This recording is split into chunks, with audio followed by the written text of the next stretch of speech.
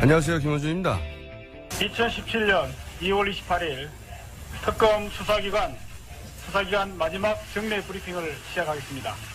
특검은 특검법 제12조 사건의 대국민 보고 규정에 따라서 특검 출범일부터 지금까지 국민의 알 권리 보장을 위하여 피사실 이외에 수사 과정에 대하여 정례 브리핑을 실시해 왔습니다. 그동안 특검 브리핑에 관심을 가주신 국민 여러분들께 감사의 말씀을 드리는 바입니다. 오늘 이 정례 브리핑이 끝나지만 말씀드린 바와 같이 수사는 이미 끝났지만 아직도 더 중요한 공소 유지가 남아 있습니다. 끝까지 특검이 제일 잘 마무리될 수 있도록 저희 특검도 열심히 하고 저 또한 최선을 다해서 보조하도록 하겠습니다. 여러분 그동안 실수도 많이 했는데 많이 도와주셔서 감사드립니다. 다시 한번 여러분들 앞날에 무한 영광 있기를 기원하면서 감사의 말씀드립니다. 특검의 마지막 브리핑이었습니다.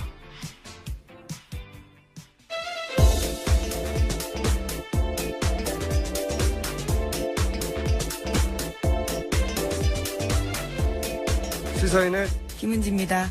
예.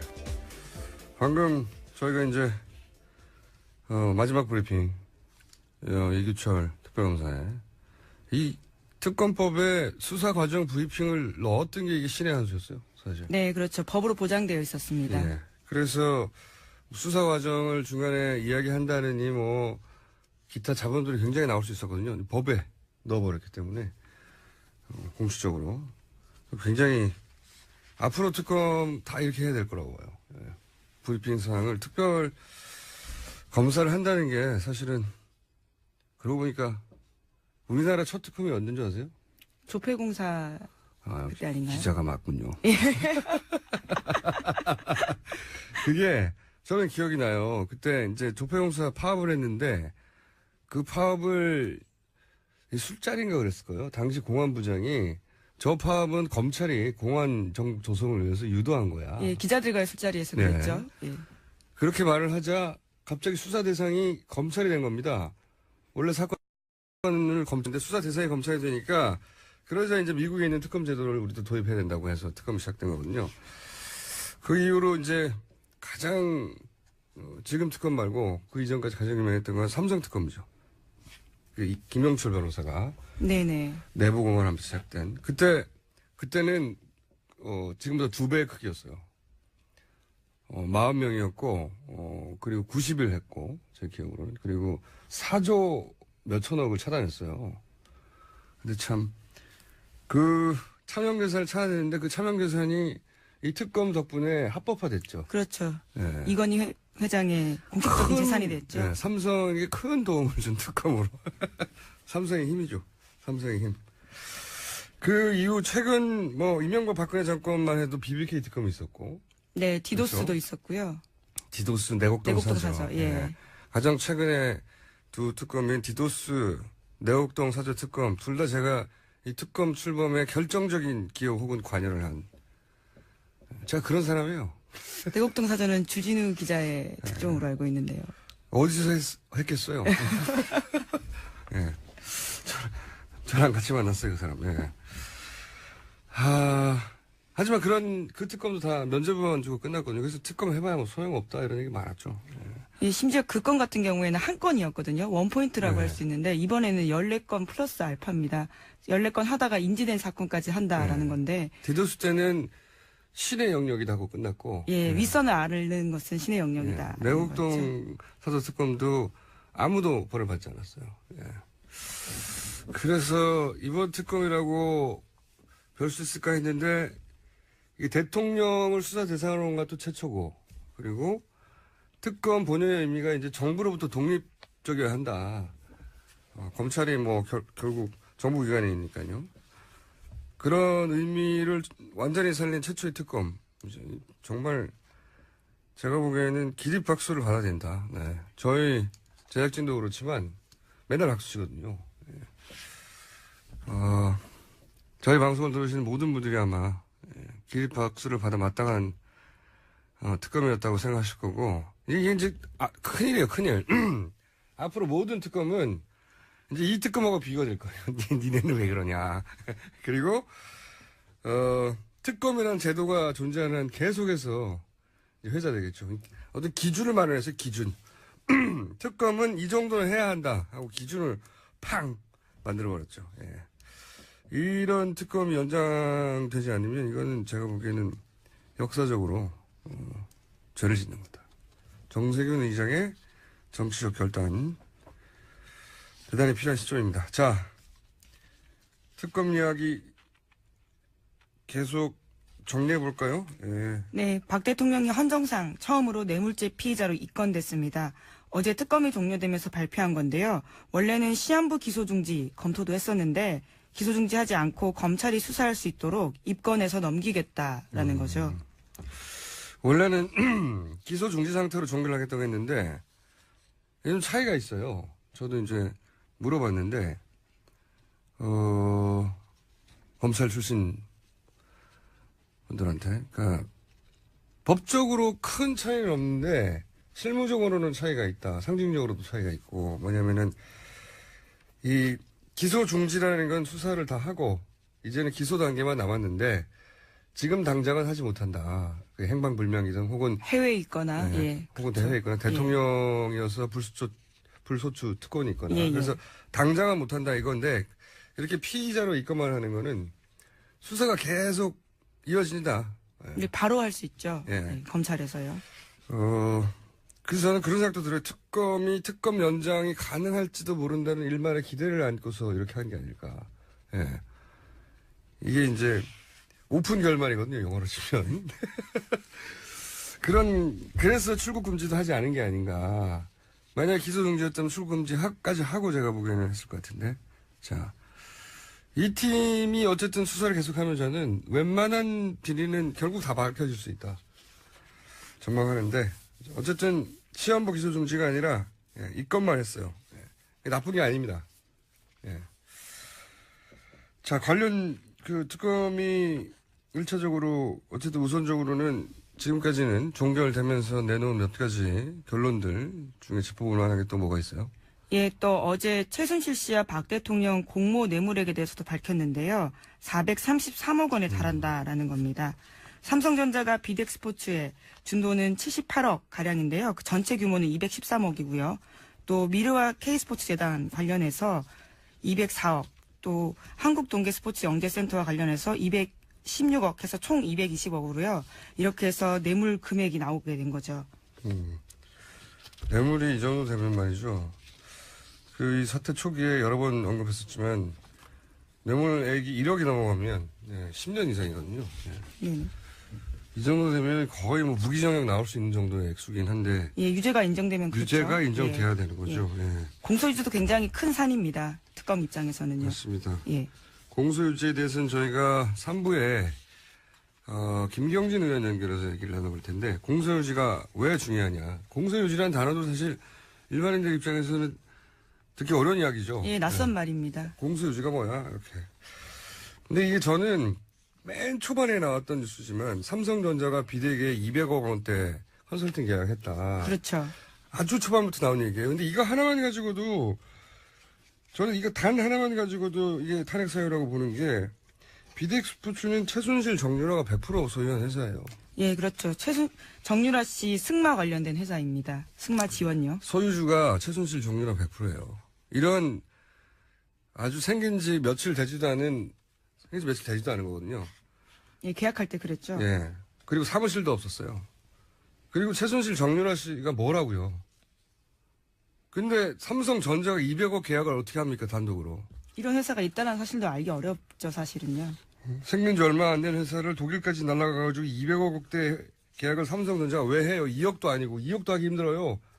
2천만 원짜리 계약도 안 해줘요. 대기업하고 한 번이라도 일해보신 분들은 아시겠지만, 이거 하나만 가지고도 그렇죠. 말도 안 되는 거란 말이죠. 이것만 따져도 말이 안 되는 겁니다. 이게 너무 많은 사건과 너무 많은 액수가 등장하니까 오히려 이제 둔해졌는데 요 사건 하나를 파고들어서 탄핵시킬 수도 있다고 저는 생각이 드는데. 자, 어쨌든 400억대를 줬다. 예. 그걸 뇌물로 이제 본 거고요. 네네. 대신 삼성이 얻은 게 있죠. 네, 그렇습니다. 2015년 7월 삼성물산 제일모직 합병으로요. 이재용 삼성전자 부회장 등에 대해서는 8천억 원 이상의 수익을 챙겼다라는 게 특검 수사 결과입니다. 이거는 이제 특검이 이제 과장하지 않으려고, 오버하지 않으려고 노력한 결과고요. 언론에 따라서는 조단위를 얘기하고. 네, 그렇게 나오기도 하죠. 전문가들 이제 아무리 낮게 잡아도 최소 8천억 원 된다라고 이제 특검이 수사 결과를 낸 거고. 예. 네, 대신에 국민연금공단 같은 경우에는요. 최소 1,400억 원 정도의 손해를 봤다라는 겁니다. 이것도 낮게 잡은 거죠. 이것도 뭐 4천억대에서 조단위를 얘기하는 전문가들도 있는데 중요한 거는 삼성은 엄청 이익을 봤다는 겁니다. 그리고 국민연금은 엄청 손해를 봤고 그리고 최순실은 몇백억을 챙겼다는 거죠. 예. 이 관계만 봐도 어떻게 이게 논란이 될 수 있나 모르겠어요. 주고받기죠, 정말. 예. 거래죠, 거래. 예. 당연히. 400억 주고 몇천억 챙겼으면 이거 얼마나 큰 장사입니까? 자, 다음 수는요?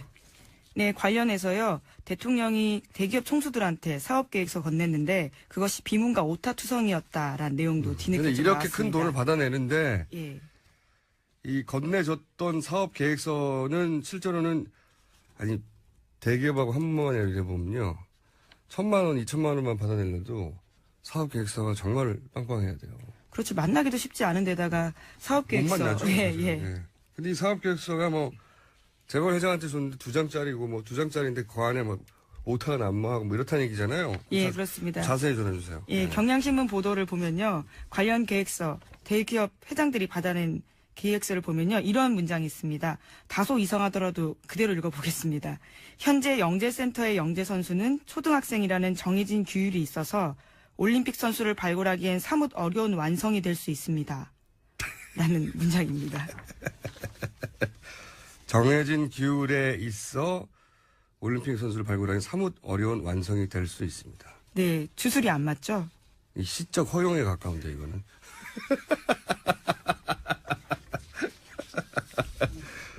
그게 어쨌든 이런 내용들로 차 있는 계획서를 주고 그것도 이제 재벌 회장들에게. 예, 오타도 있습니다. 선수 출신 지도자라고 써야 되는데요. 선수 출진 지도자라고 써놨습니다.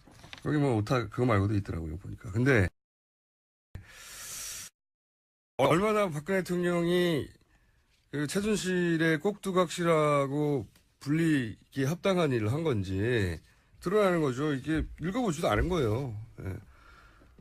그 최순실 씨는 또 얼마나 허접한 수준으로 재벌의 돈을 털었는지도 드러나는 거예요. 이런 거 가지고 털었어요.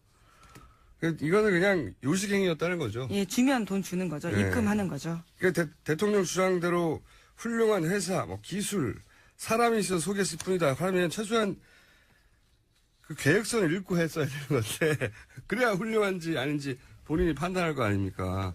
이거 뭐 내용 확인도 안 하고 그냥 재벌들한테 무슨 빚쟁이 청구서 내밀듯이 내민 거예요. 대통령이라는 이유 하나로. 내용이 이렇다는 겁니다.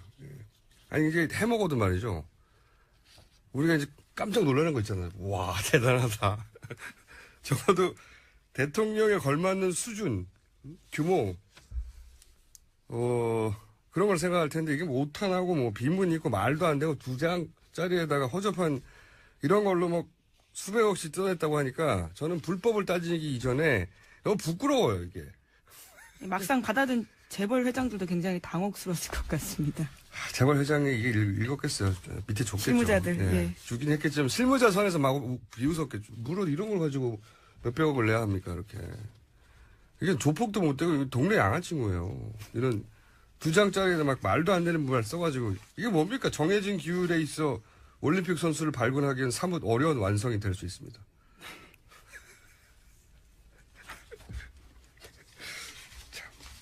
하여튼 요 문장이 들어간 걸로 삼성전자한테 받았던가요? 예, 삼성에다 돈을 달라고 했죠. 그래서 16억 받았어요. 예, 한국 동계 영재 스포츠 센터 관련된 겁니다. 160만 원도 안 주겠습니다. 저 같으면 이런 계약서 2장 들고 보면 그렇게 사기를 친 거예요. 사기죠 뭐. 예. 사기를 치고 공범이죠 또 재벌도 이렇게 해서 이득을 얻어냈으니까. 네, 그렇죠. 삼성까지만 수사가 가지 못했는데요. 원래 SK, 롯데까지도 수사가 가야 된다라는 이야기가 계속 많았고요. 검찰로 그 수사는 이첩이 됐습니다. 예, 그 수사를 이제 검찰이 한다는 게 걱정인데, 예.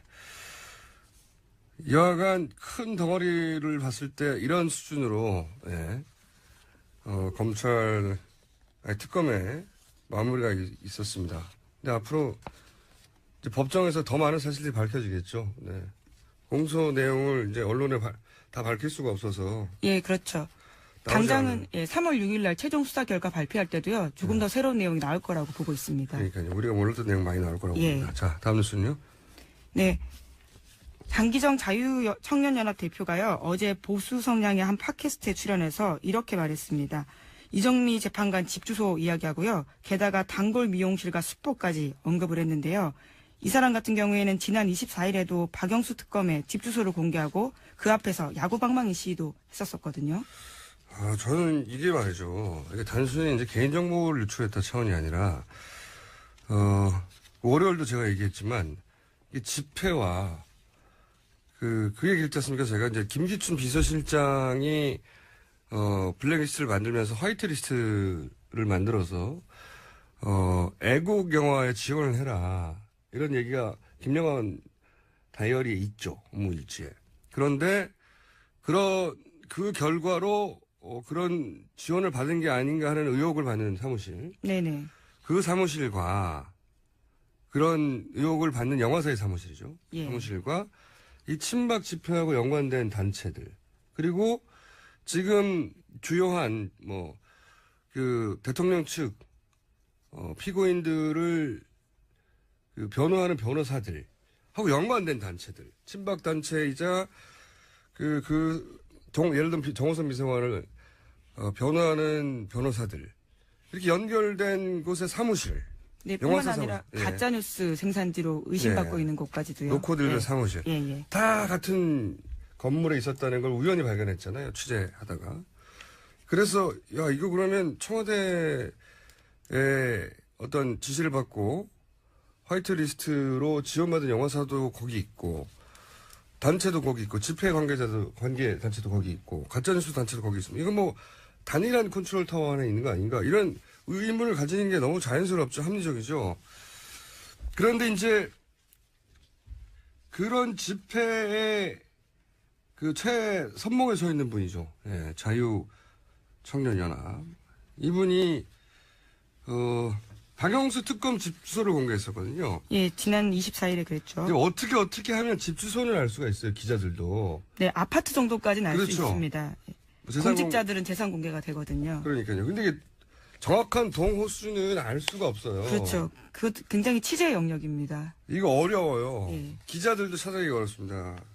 근데 보수단체 대표가 이 동과 박 특검의 호수 얘기를 하고요. 또 박 특검이 어디에 멤버십이 있는지, 어디 사우나에 가는지, 그 사우나에서 뭐 어떻게 하고 있는지 이거 다 얘기했거든요. 이거는 기자들도 알 수가 없는 거예요. 절대로.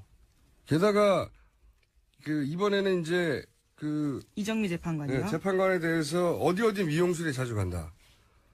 이거 어떻게 합니까? 이건 사찰 정보거든요. 이건 정보기관 수준에서는 알 수 있는 거지. 야. 그래서 의심하는 겁니다. 더더욱이. 이 오늘도 이제 시청에 친박 집회했을 텐데, 다른 비용 다 제외하고, 그냥 무대 음향, 영상 장비. 네네. 제가 이제 주말에 가서 볼 때마다 정말 대규모거든요. 저게 견적이 얼마나 나올까요? 전문업체한테 제가 물어본 적이 있어요. 요 안에 있는, 광화문, 시청을 중심하니까 시청 동그라미 안에 있는 그 장비만 얼마가 들어갈 거 아니야? 그랬더니 견적을 저한테 얘기해 준 게 2억 얘기하더라고요. 그럼 몇 번 했습니까? 지금 10번이 넘어요. 그것만 해도 수십억이에요. 이 비용이 다 어디서 나냐. 굉장히 의심스럽다. 컨트롤 타워도 의심스럽고 비용의 출처도 의심스럽고. 예. 저도 지난주에 한 전직 보수단체 대표가 고위직 출신과 통화한 적이 있는데요. 억 원대가 든다라는 이야기 하더라고요. 그러니까요. 네. 저는 업체한테 물어봤어요. 업체한테. 이런 일 전문을 하는 업체한테 쭉 보더니 바로 견적이 나오죠. 자기들 일이니까. 2억대 최소 들겠다고. 근데 이거는 다른 비용 다 빼고 그냥 거기 세팅만 말하는 거예요. 사람이 움직이거나 뭐 버스 다 빼고 나서. 이 영역 계속 취재 대상이다. 네. 굉장히 의심이 많이 든다. 컨트롤 타워 있는 거 아니겠는가. 왜냐하면 박근혜 대통령이 지금까지 업무 스타일로 보면 말이죠. 오랫동안 밝혀져 왔지만 문고리 3인방, 최순실, 정윤회 이런 탄탄한 그 비선 라인으로 움직였단 말이죠. 그 비선 라인이 아닌 시스템 라인은 비선 라인이 만들어준 거를 토스해서 실행하는 조직으로 썼지 실제 중요한 일들은 비선 라인과 대포폰으로 다 있단 말이죠. 네네. 근데 문고리 3인방이 지금 작동을 안 해요. 그리고 김기춘 전 비서실장이 없어요. 잡혀갔잖아요. 그러면 김기춘 전 비서실장 플러스 문고리 3인방 역할을 할 사람이 누군가 필요합니다. 본인이 혼자 다 전화 오르지 않을 거 아니에요. 누가 할까요? 오랜만에 너는 누구냐 질문을 할 수밖에 없는. 누가 할지 저는 궁금해요. 이 컨트롤 타워 역할을 누군가 하고 있는 것 같다. 그렇지 않고서 이렇게 일사불란하게 이런 정보들이 막 나오고 이런 집회가 이런 돈이 들어가서 비슷한 사무실 다 모여서 할 수 있겠나 이런 일들을 의심이 듭니다. 대단히. 탄핵 그 심판과는 무관하게 이 영역은 계속 취재해야 될 거라고 봅니다. 자, 시간이 제목 정도 한두 개를 읊을 수 있을 시간 정도 되네요. 예. 네, 박 대통령이 어제 박사모에 대해서 진심으로 고맙고 감사하다라는 메시지를 보냈습니다. 박사모 단체 회원들이 응원 편지를 보내자요. 거기에 대한 답장 형식인 겁니다. 고마우시겠죠. 예, 당연히. 그가 뭐 고마운 거는 박 대통령 입장에서 참 고마울 수밖에 없죠. 그거는. 근데 시점이 참 공교롭게요. 오늘 서울 도심에서 대규모 탄핵 반대 집회 열리잖아요. 예. 예. 격려한 걸로 보이는 거죠. 많이 나오라고 하는 격려이기도 예, 하고. 예. 박 대통령이 한 가지 뛰어난 점은 그 타이밍, 정치적 타이밍 잘 잡아서 메시지 정확하게 누군가가 만들어주면 그걸 가지고 전효옥 씨의 표현을 하면 인류 배우처럼 읽어낸다. 연기하고. 제 표현이 아니고 전효옥 씨의 표현이에요. 인류 배우라고. 자, 여기까지 할까요? 네네. 네. 오늘 근데 끝나고 집에 가십니까? 예, 제가 다리를 좀 다쳐서. 아, 그렇죠. 예, 예. 지금 다리가 불편해요. 예, 오른쪽에. 기부스인가요? 아, 예, 반깁스 상태인데요. 저희 후배 기자들이 나갈 겁니다. 예, 예. 네, 저도 오늘 방송 녹화가 또 하나 있는데 예, 예. 끝나고 나서 저녁 때는 고기를 먹으러 갈 생각입니다. 예. 자, 여기까지 하겠습니다. 시사인의 예, 김은지였습니다. 감사합니다. 항상 나라를 생각합니다. 이혜훈의 나라 걱정. 자, 나라 걱정하다가 당 걱정하다가 이제 탈당 걱정하다가 이제 신당 걱정하고 있는 분입니다. 아니 저희가 또 쪼개지라고요? 걱정이 끊이지가 않는 바른정당의 이혜훈 게다가 이제 최고위원이 되셨어요. 최고위원 나오셨습니다. 안녕하십니까? 네, 안녕하세요. 자, 요즘 이 전국이 이제 시끄러워요. 정치 여의도가 시끌시끌 들썩들썩해요, 그죠? 원래 시끄러웠지만 뭐 최대로 시끄러운 것 같아요. 점점 시끄러워져서 유사일에. 앞으로 한 2주 후면 더 크게 시끄러워지겠죠. 예, 결론 나면. 그렇게 되면 여의도가 시끄러울 일은 별로 없을 것 같아요. 왜냐하면 국회는 어쨌든 승복한다는 게 입장이니까 네. 광화문이 시끄러워지겠죠. 또는 대한문이. 어느 쪽으로 결론이 나든 시끄러워지긴 할 텐데, 물론 뭐 탄핵이 인용되면 촛불 집회가 한두 번이 더 있을 수는 있어요. 제가 보기엔. 예. 그러니까 뭐 성과에 대해서도 얘기하고 앞으로 남은 것들에 대해서도 얘기하고. 근데 이제 아무래도 이제 좀 잦아들겠죠. 예. 예. 잦아들고 이제 지켜보겠죠. 대선도 이어지니까. 근데 이제 태극기는 더 불어나겠죠. 저는 더 불어나지는 않을 거라고 봅니다. 더 불어나지는 않을지 몰라도 더 네. 극렬해질 수 있어요. 소수가. 이게 이제 권력에서 내려가는 순간. 근데 우리나라 국민들 굉장히 보면 또 동성애 약하잖아요. 예. 누군가가 이렇게 좀 불쌍해진다. 뭐 이러면서 아주 그냥 왜 이렇게 동성애 약한지. 그렇다 하더라도 이 집회의 조직성 또는 뭐 동원 능력 또는 뭐 일사불란함은 사라져서 집회 동료가 좀 크게 줄어들 것이다. 그럴 수 있겠네요. 근데 네. 오히려 이제 소수가 극렬하게 그럴 수 야단을 있겠죠. 칠 수는 있는 것 같아요. 자, 그리고 만약에 기각된다면 만에 하나 상상하기도 싫지만 바른정당은 어떻게 됩니까? 저희는 의원직 총사퇴를 국민 앞에 약속했기 때문에 만약에 기각이 되면 저 그날부터 실업제 되니까 뭐 간혹 차라도 좀 사주세요. 총사퇴를 제가 정치권에서 최근 20년간 몇 번이나 봤지만 한 번도 총사퇴한 적은 없고요, 아무도. 아마 전제 조건이 충족이 안 됐나 보죠? 그리고 총사퇴가 문제가 아니라 네. 당 해체까지 얘기했잖아요. 예. 아니, 의원들이 하나도 없는데 뭐 당이 살아남겠습니까? 자, 이제 그런 일은 없어야 되겠죠. 저희는 어쨌든 보기로는 대통령의 헌법과 법률 위반이 아주 심각하고 중대하다라고 보고 있습니다. 그게 이제 전 국민의 80% 그렇게 생각하는데, 헌재재판관을 전 국민의 80% 기준으로 분포를 맞춰서 뽑은 게 아니기 때문에 특정 성향을 가지신 분들이 좀 많죠, 거기에. 예, 특히 보면은 과거 이제 판결 사례나 이런 거 보면 걱정되는 분들이 좀 있죠.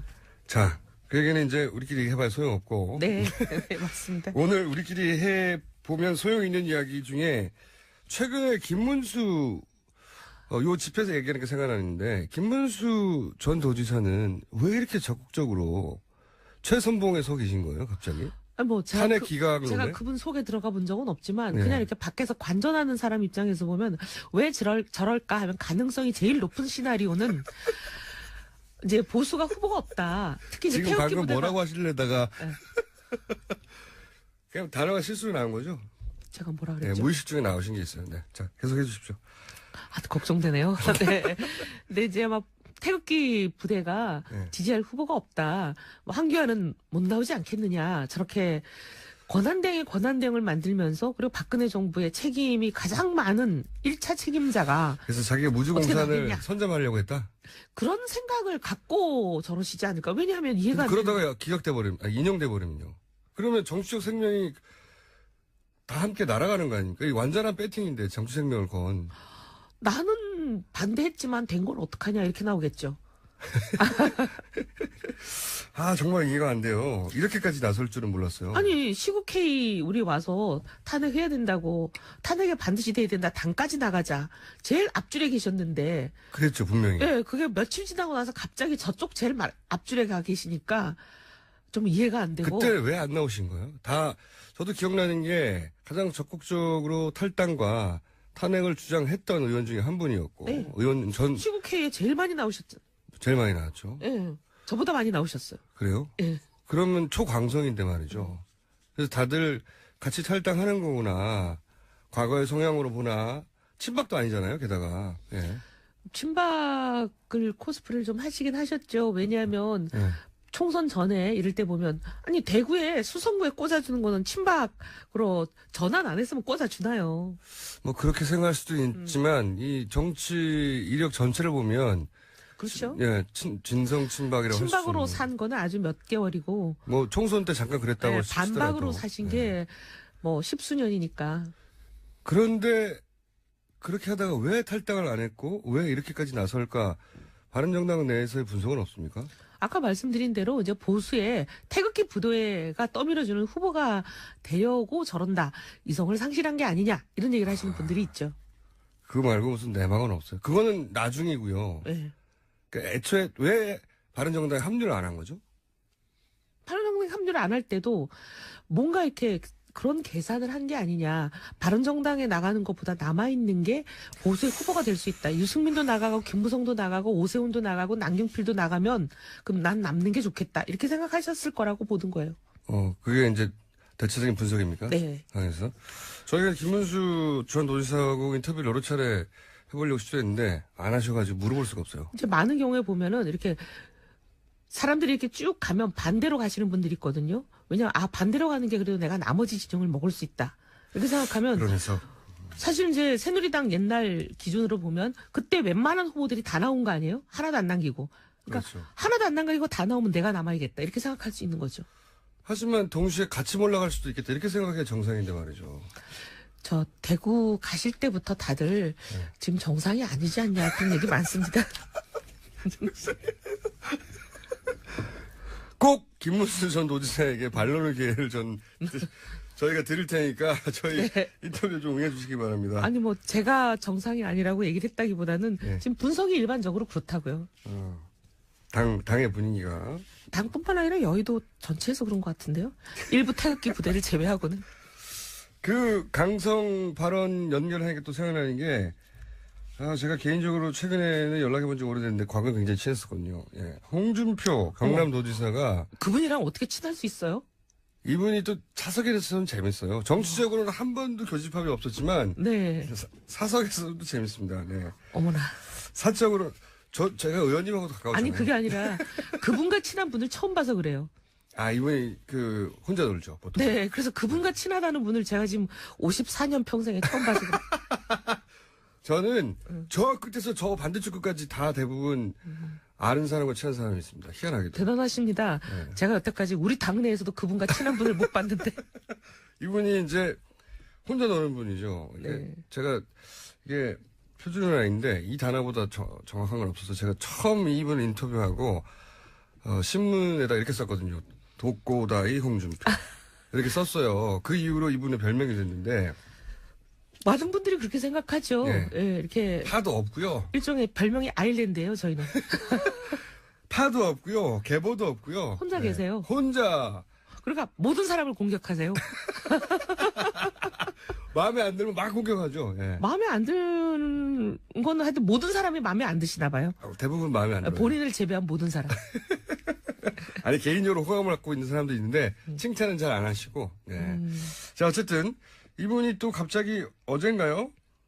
이거 굉장히 심한 얘기를 했어요. 민주당 1등 후보 대장은 뇌물 묻고 자살한 사람. 노무현 전 대통령을 지칭하고 지칭한 거죠? 그리고 1등 후보는 이제 문재인 네. 전 대표를 지칭한 건데 이게 너무 나가도 너무 많이 나간 표현이거든요. 아니 근데 뇌물을 먹고라는 거는 그래도 법조인 출신이고 검찰 출신이신데 검찰 수사 단계에서 종료가 됐기 때문에 기소도 안 됐고 확정 판결이 안 났는데 이렇게 뇌물 먹고라는 단정적인 표현을 쓰실 수 있는 거예요? 그것도 그렇지만 이게 사실관계를 떠나서 이거는 본인에게도 도움이 안 되고 아니 본인은 어차피 네. 소위 말하면 진보 진영은 지금 포기한 거 아니에요. 자기 늘 보면 갈라치기를 잘하시죠. 그 특기죠 이분이. 네. 네. 얻을 표만 확실히 없겠다. 난 태극기만 바라보면 된다. 이런 거 아닐까. 저희가 이제 홍준표 지사하고도 이제 인터뷰를 요청해서 이 문제에 대해서 언급은 하고 해명을 들을 생각이긴 한데 이 얘기를 들은 예를 들어서 바른정당이나 혹은 주변의 정치인들의 반응은 어때요? 저 사실 죄송한데요. 지금 처음 들었거든요. 근데 어쨌든 뭐 다른 의원들 얘기를 들어볼 시간은 없었지만 제가 이걸 지금 딱 보고 야 어떻게 사람이 이럴 수가 있나. 이건 인간적으로 네. 너무한 거죠. 정치를 네. 떠나서. 아니 그리고 이제 우리가 보면은 망자에 대해서는 어느 정도의 기본적인 예의를 지키잖아요. 도리와. 근데 이거는 설사 이게 사실이라 하더라도 저는 예의 어긋났다고 생각하고 그리고 첫째 사실도 아니잖아요. 이 확정되지 않은 걸 이렇게 말씀하시면. 자, 그럼 또 이제 또 화제의 인물이 될 수 있는 분들 제가 또 여쭤볼게요. 물론 정세균 의장이 최종적으로 이 문제는 풀어야 됩니다. 직권상정이라고. 근데 정세균 의장이 이것이 여야 합의 사안이라서 직권상정하지 못한다고 언론을 계속 얘기하고 있잖아요. 마찬가지로 그 앞단에서 권성동 법사위원장도 법사위 만장일치가 원칙이라고 원론이라고 왜냐하면 김진태 의원이 간사라서 자유한국당에 김진태 의원이 절대 반대하니까 그 한 부분의 절대 반대 때문에 법사위가 여야 합의가 안 됐다고 법사위 통과를 안 시켜주는 것도 마찬가지 이유거든요. 비슷한 거예요. 이유는 원론에 맞지 않다. 우리 국회가 원론대로 안 한 적이 참 많은데 이번엔 다들 원론을 얘기하고 있는데 아니 근데 저는 좀 이해가 안 되는 게 직권상정을 할 수 있는 기준으로 네. 국가 변란, 전쟁 이런 거 포함이죠. 그다음에 천재지변 해놓고 등에 준하는 국가 비상사태라고 돼 있어요. 그러니까요. 아니 대통령이 없는 사태가 비상사태가 아니면 언제 비상사태가 되나요? 근데 또 이런 얘기를 해요. 네. 그 의미는 그 비상사태를 해결하기 위해서 직권상정으로 뭔가 법안을 올릴 수는 있지만 비상상태라고 아무 법안에 올 수는 없다. 이런 얘기거든요. 아니 그 비상사태를 해결하는 게 특검 아니에요? 저도 그렇게 생각합니다. 아니 지금 비상사태를 그럼 누가 어떻게 해결하는데요? 이 비상사태를?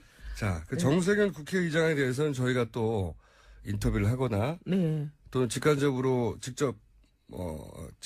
물어보겠는데 제가 이제 바른정당 입장에서 바른정당 입장을 묻고 싶은 부분은 또 정세균 국회의장도 물론 법사위만 통과시키면 하겠다고 해요. 근데 법사위가 안 되니까 문제인데. 그러니까 자기가 책임지기 싫고 네가 네. 책임져라 아니에요. 그렇죠. 권성동 법사위원장도 여야 합의가 안 되니까 안 된다고 하는 서로 건데. 핑퐁을 치는 거죠. 맞습니다. 나 때문이 아니고 쟤 때문이야 이러면서. 자, 그런데 정세균 국회의장은 본인이 얘기해왔던 바가 있어요. 예를 들어서 뭐 여야 합의가 되어야 되고 이제 더 이상은 날치기가 없어야 되고 뭐 신사가 되고 싶은 거죠. 한마디로.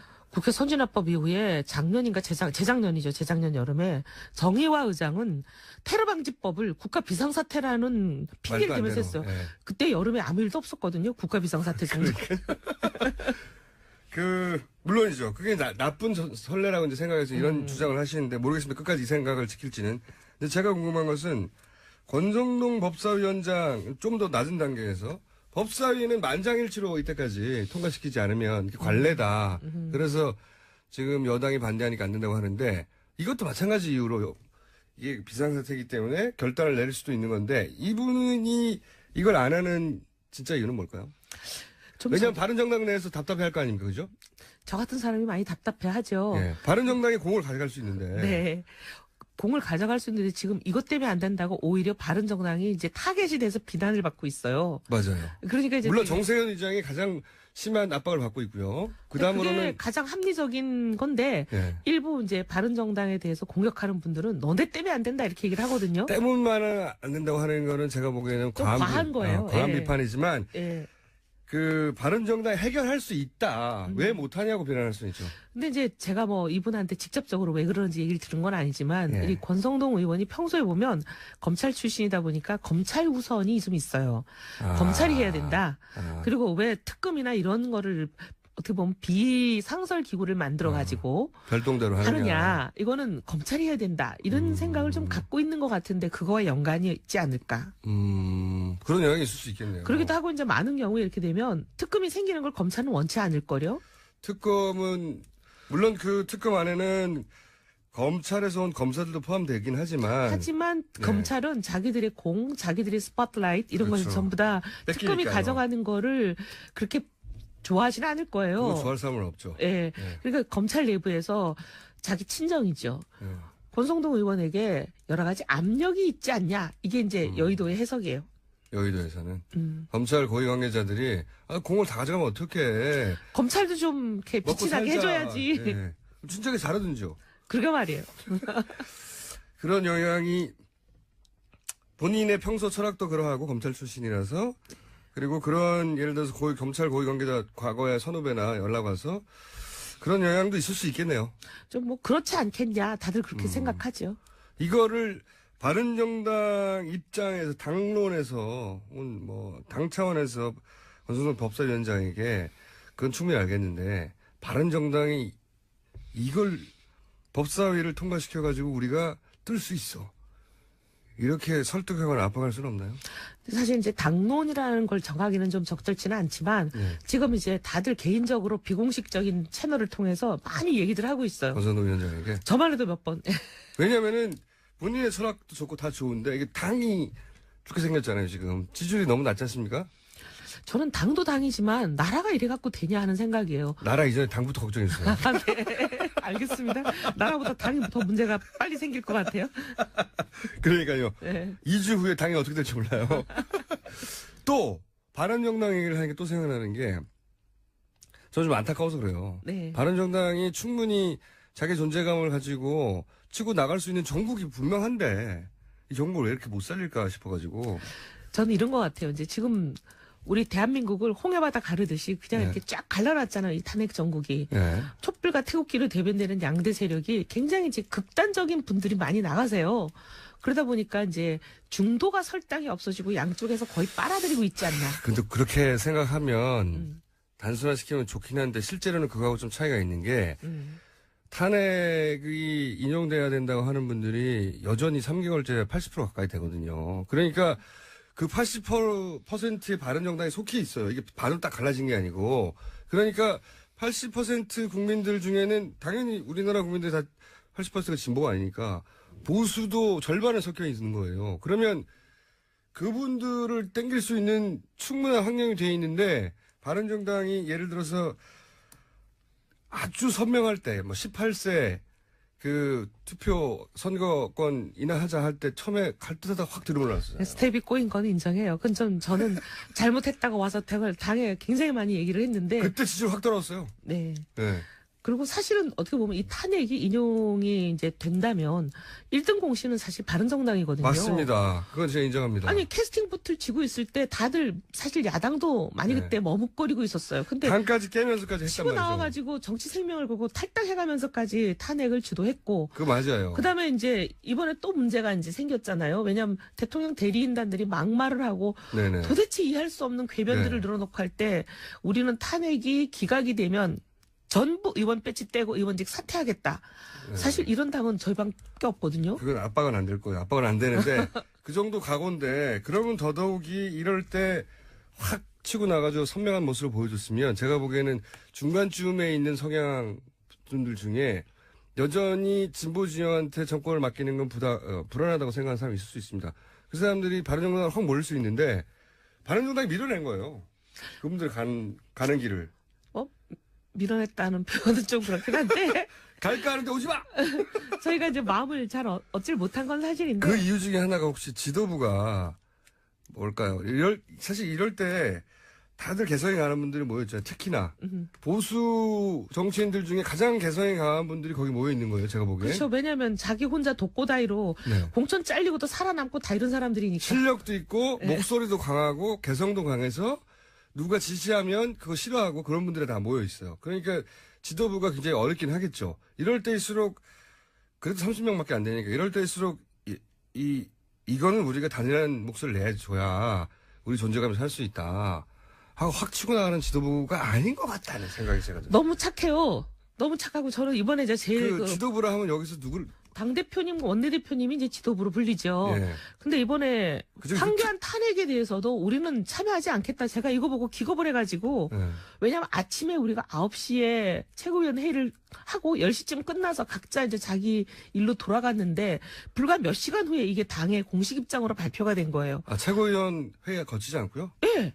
최고위원 회의할 때는 이제 그런 게 결정이 되지 않았어요. 근데 전 너무 놀라가지고 이 정도 중대한 사안을 결정하려면 그래도 최고위를 비상소집을 하든지 했으면 좋지 않냐 했더니 뭐 급해서 그랬다라는 게 이제 답변이긴 한데 아니 그래도 이런 걸 정하려면 최고위원 정도는 모여서 의견을 들어야죠. 근데 어쨌든 그랬는데 그것도 중요하지만 더 중요한 거는 이제 판사 출신들도 계시고 이러다 보니까 좀 약간 맹꽁이 같아요. 자기 당의 지도부를 맹꽁이, 특히 맹꽁이가 누굽니까? 있어요, 하여튼. 그래갖고는 뭐라 그래야 되냐면 너무 이렇게 법의 자꾸 해석에 그냥 매달리시는 거예요. 이번에도 탄핵을 제가, 아니, 왜 한교안 탄핵을 왜 불참합니까? 하고 이제 따졌더니 들어오는 답이 이거는 법적으로 자기 재량권에 해당하는 재량권을 행사한 거라 이거는 불법이라고 탄핵이 인용이 될 수가 없다. 인용이 될 수 없는 일을 우리가 하면 바른정당이 아니지 않냐 이런 어떻게 보면 굉장히 좀 도덕교과서 같은 얘기를 하세요. 여기서 그럼 맹꽁이는 주호영 원내대표를 말하는 거예요? 판사 출신이신데 제가 하여튼 맹꽁이가 누군지는 다 말하는 거와 마찬가지인 것 같은데요? 당 대표와 원내대표 분들이 너무 착하다. 그리고 또 맹꽁이 같다. 그 법조인 출신이라서 그런지 판사 출신이라서 그런지 너무 이렇게 법조문에 매달린다. 여기 세 가지를 합치면 주호영 원내대표. 해석은 자유에 맡기겠습니다. 그러면 정병국 대표는 잘하고 있습니까? 우리 정병국 대표님 너무 마음이 약하고 마음이 좋으세요. 그거를 정치적으로 표현하면 뭡니까? 우유부단한 겁니까? 우리 진행자께 권한을 드릴게요. 네. 그럼 해석하실 수 있는. 1번 우유부단. 2번 매우 우유부단. 저는 사지선다 정도는 돼야 돼요. 3번 철저히 우유부단.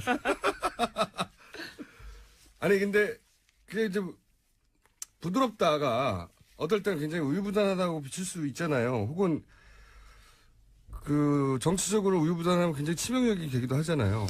부드럽고 이제 포용하고 이런 게 좋은 장점도 될 수 있는데 지금 같은 탄핵 정국에는 그러니까요. 그게 자칫 잘못하면 생직사인데. 어떻게 보면 팀이하다 또는 뭐 너네 왜 왔다 갔다 하냐 이렇게 이제 비난을 받을 소지가 있거든요. 팀이 왔다 갔다. 네. 그게 더 좋네요. 팀이 하다로 하죠. 그러면. 이거 표준어 맞나요? 다 알아듣긴 합니다. 자 그러면 한 분은 맹꽁이 한 분은 팀이 하다로 결정하겠고 정운찬 전 총리는 여기 바른정당 들어갑니까? 국민의당 들어가실 것처럼 저희 방송에 나와서 얘기하다가 아직도 안 국민의당이 약간 좀 박지원 대표였나요? 얼마 전에 약간 제가 박대하는 그런 뉴스 듯한 느낌. 봤는데 예. 예. 표현이 좀 상당히 좀 불편하시겠다. 제가 이런 개문발차. 네, 예. 개문발차. 예, 문 연체 가버린다. 예. 자꾸 안 들어오면 이런. 근데 그런 거는 조금 좀 불편하실 것 같긴 한데 저희는 바른정당에 들어오시기를 바라고 있습니다. 접촉이 있긴 있고요. 누군가 하고 있겠죠. 하고 있죠. 자, 저희가 20초밖에 안 남았는데 네. 유승민 의원이 왜 꼭 20초 남겨놓고 중요한 질문하세요? 아니, 중요한 질문이 아니고요. 예. 섭외 좀 해주세요. 유승민 의원이 저녁 방송만 나가시고 예. 저희 아침 방송을 안 나오세요. 아침에 못 일어나시나? 누구처럼? 근데 유승민 의원에 대해서 제가 광고할 수 있는 기회를 한번 주시면 좋습니다. 꿀로. 그럼 제가 섭외 지금부터 앞장설게요. 저희가 보통 안내 나가는 시간인데 제가 직권으로 아니 지금 말고 네. 풀로 한 아니, 번을 달라고요. 일단 1분 요약본을 한번 해보세요. 대통령 되시면 이분만큼 나라를 잘 끌고 갈 준비된 사람이 없습니다. 전문성뿐만이 아니라 균형 감각, 그다음에 국민들 중도에 딱 맞춰져 있는 그분의 이념 좌표. 네. 아 그렇게 네. 세 가지밖에 없네요. 제일 중요한 세 가지. 아니 근데 저도 유승민 의원의 뭐 발언이나 또는 인터뷰를 보면서 괜찮다. 대화가 되는 보수다. 이렇게 생각이 왔거든요. 근데 한 가지 이 정국에서 지금 정국에서 안타깝다 아쉬운 건 뭐냐면 이 TK 정서가 본인에게 요구하는 바가 있을 거 아닙니까 당연히. 그거하고 좀 다르죠. 예, TK 정서가 요구하는 바를 당연히 지역구 의원으로서는 수용해 나가야 되는데 지금은 전국구 정치인으로 커야 되는데 그죠? 전국구 정치인 전국을 바라봐야 되는데 지금 행보 중에 보면 이거는 TK 정서에 발목 낀 결정들이 있는 거 아닌가? 예를 들어서 뭐 보수 단체와의 단일 보수 후보 보수가 아니라 단일화. 보수 후보 단일화 같은 것도 단일화는 새누리당, 자유당이죠. 자유당과 합치겠다는 게 아니라 그렇다 그 하더라도. 후보보다 이길 수 있다는 거죠. 자 여기까지 하고 네. 섭외를 부탁드립니다. 다음 진짜 한번 주셔야지 섭외하는데. 같이 나오시든가요. 네, 알겠습니다. 지금까지 이혜훈 의원이었습니다. 저는 김호준이고요. 잠시 후에 3부에서 다시 뵙겠습니다. 특검의 새로운 기준을 마련했다. 이렇게 평가할 수 있는 박영수 특검팀이 수사 활동을 마무리했죠. 한번 되돌아보겠습니다. 국민의당 김경진 의원 연결되어 있습니다. 안녕하세요. 네, 안녕하십니까. 네. 이 출범할 때만 해도 과거 특검들처럼 요란하다가 결국 빈수레로 끝나는 거 아니냐 이런 걱정들 많이 했는데 의원님도 그런 걱정 하셨죠? 예, 그렇습니다. 예. 워낙 과거 네. 특검들이 그랬으니까요. 예, 근데 이번은 이제 조금 이제 뒤돌아서서 생각을 해보면 네. 특검이 수사를 할 만한 여지가 있었던 게 과거 특검 사건들은 일반 검찰에서 상당히 많이 이렇게 수사를 한 상태에서 수사가 종료되고 특검으로 넘어왔었는데요. 예. 이번 사건은 일반 검찰이 사실상 사건을 접수하고 거의 방치하다시피 하다가 나중에 국민 여론에 떠밀려서 어쩔 수 없이 일부 수사를 시작한 상태에서 특검이 사건을 가지고 왔습니다. 그러다 보니까 이제 상당히 수사를 할 만한 대상도 많았고 또 수사를 할 만한 여지도 충분히 있었기 때문에 이제 이 같은 성과를 거두었는데요. 그런 조건도 어쨌든 있지만 그것만 가지고도 다 설명이 안 되지 않습니까? 이번 설명은 특검에서. 안 되죠. 예. 그러니까 사실은 일반 검찰은 초창기에 이제 이 고발장을 접수하고 한 달 동안 압수수색영장도 발부를 안 받았거든요. 그때 검사 2명 배치했다고 좀 처음에 들었던 것 같은데. 형사 8부에 검사 2명을 초기에 배치했다가 나중에 3명으로 늘었고 네.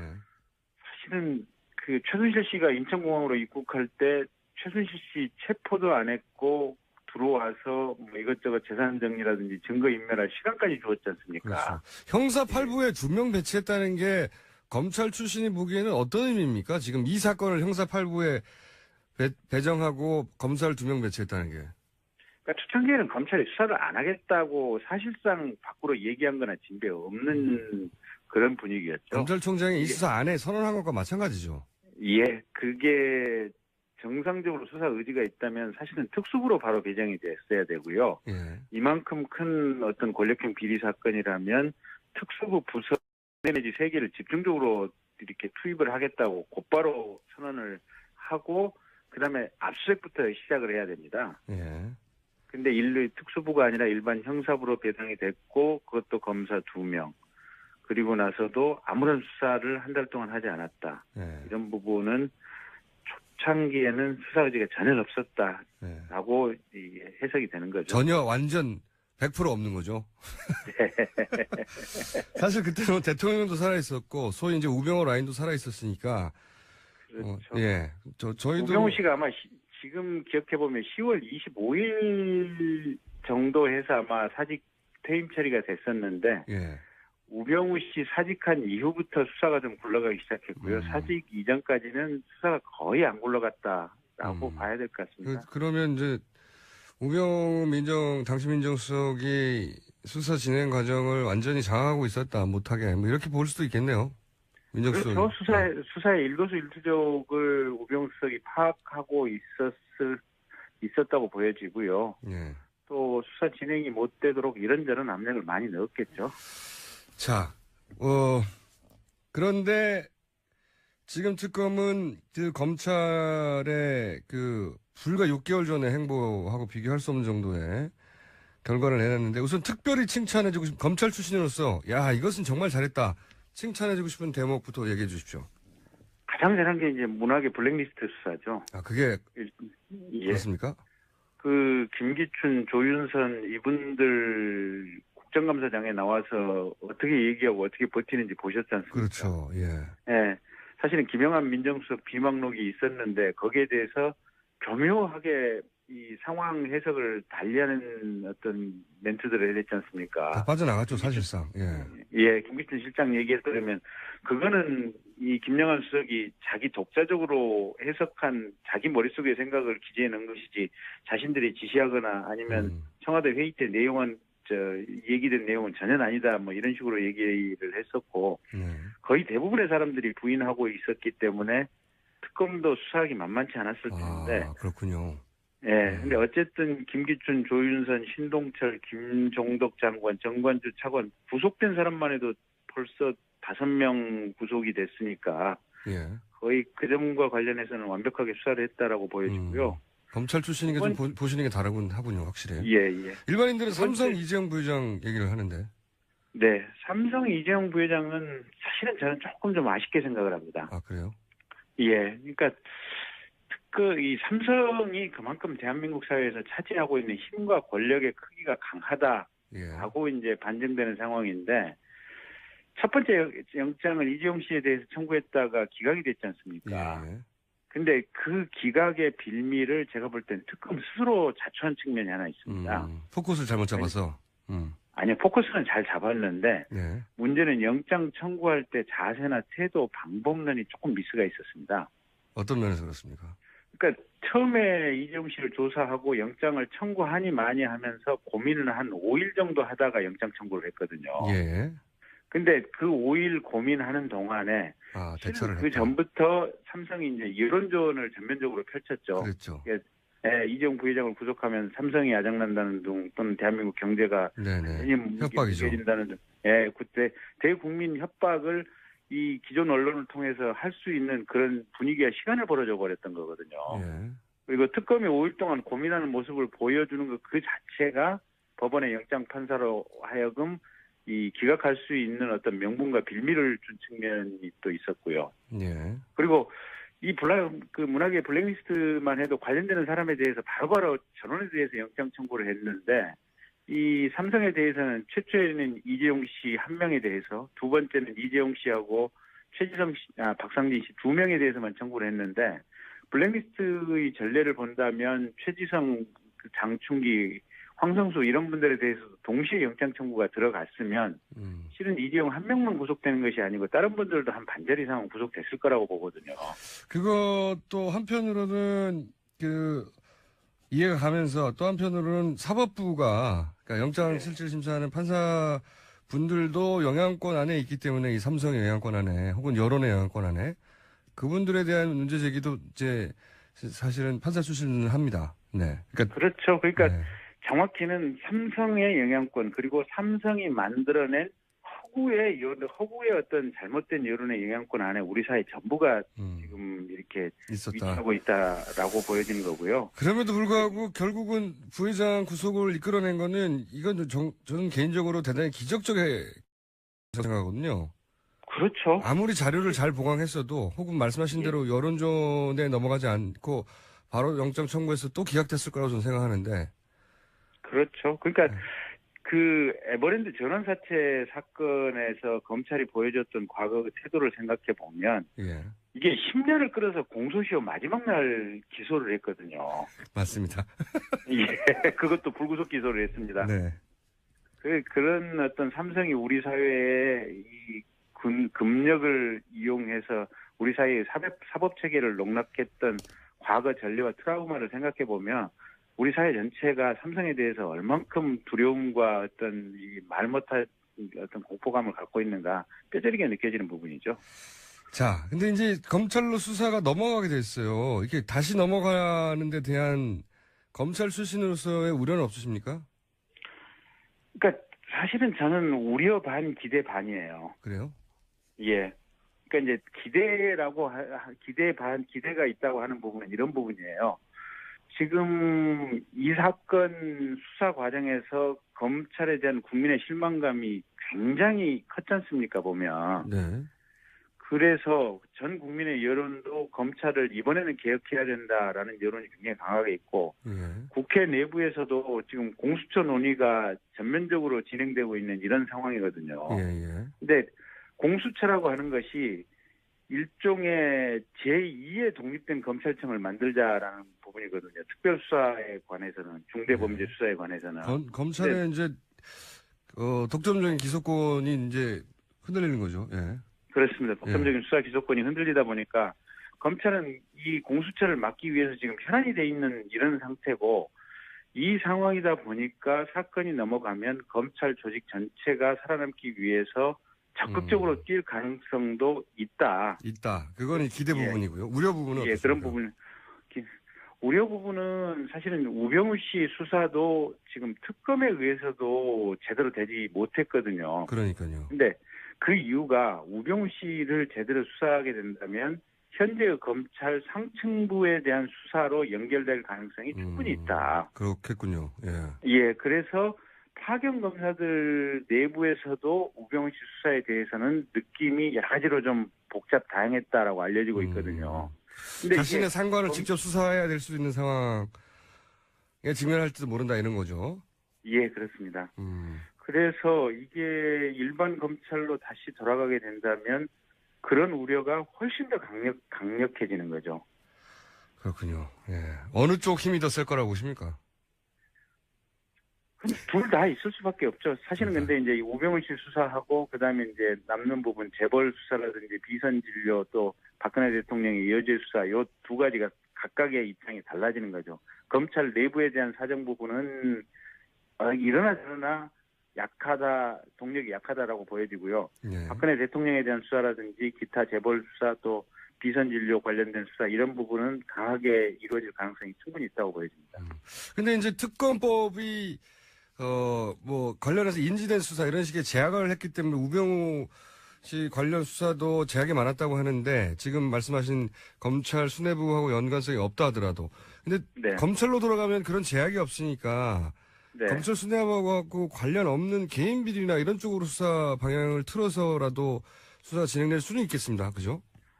가능하기는 한데 예. 어쨌든 이번 사건에 대해서 수사할 여지들이 여전히 많이 남아있는 상태이기 때문에 예. 실은 우병우 씨라든지 검찰 수뇌부 수사를 맨 첫 번째 수사 대상 과제로 하지 않을 안 것이다. 삼아도 되는 거거든요. 그렇죠. 그래서 예. 수사의 대상 서열이 밀릴 가능성은 여전히 있는 거죠.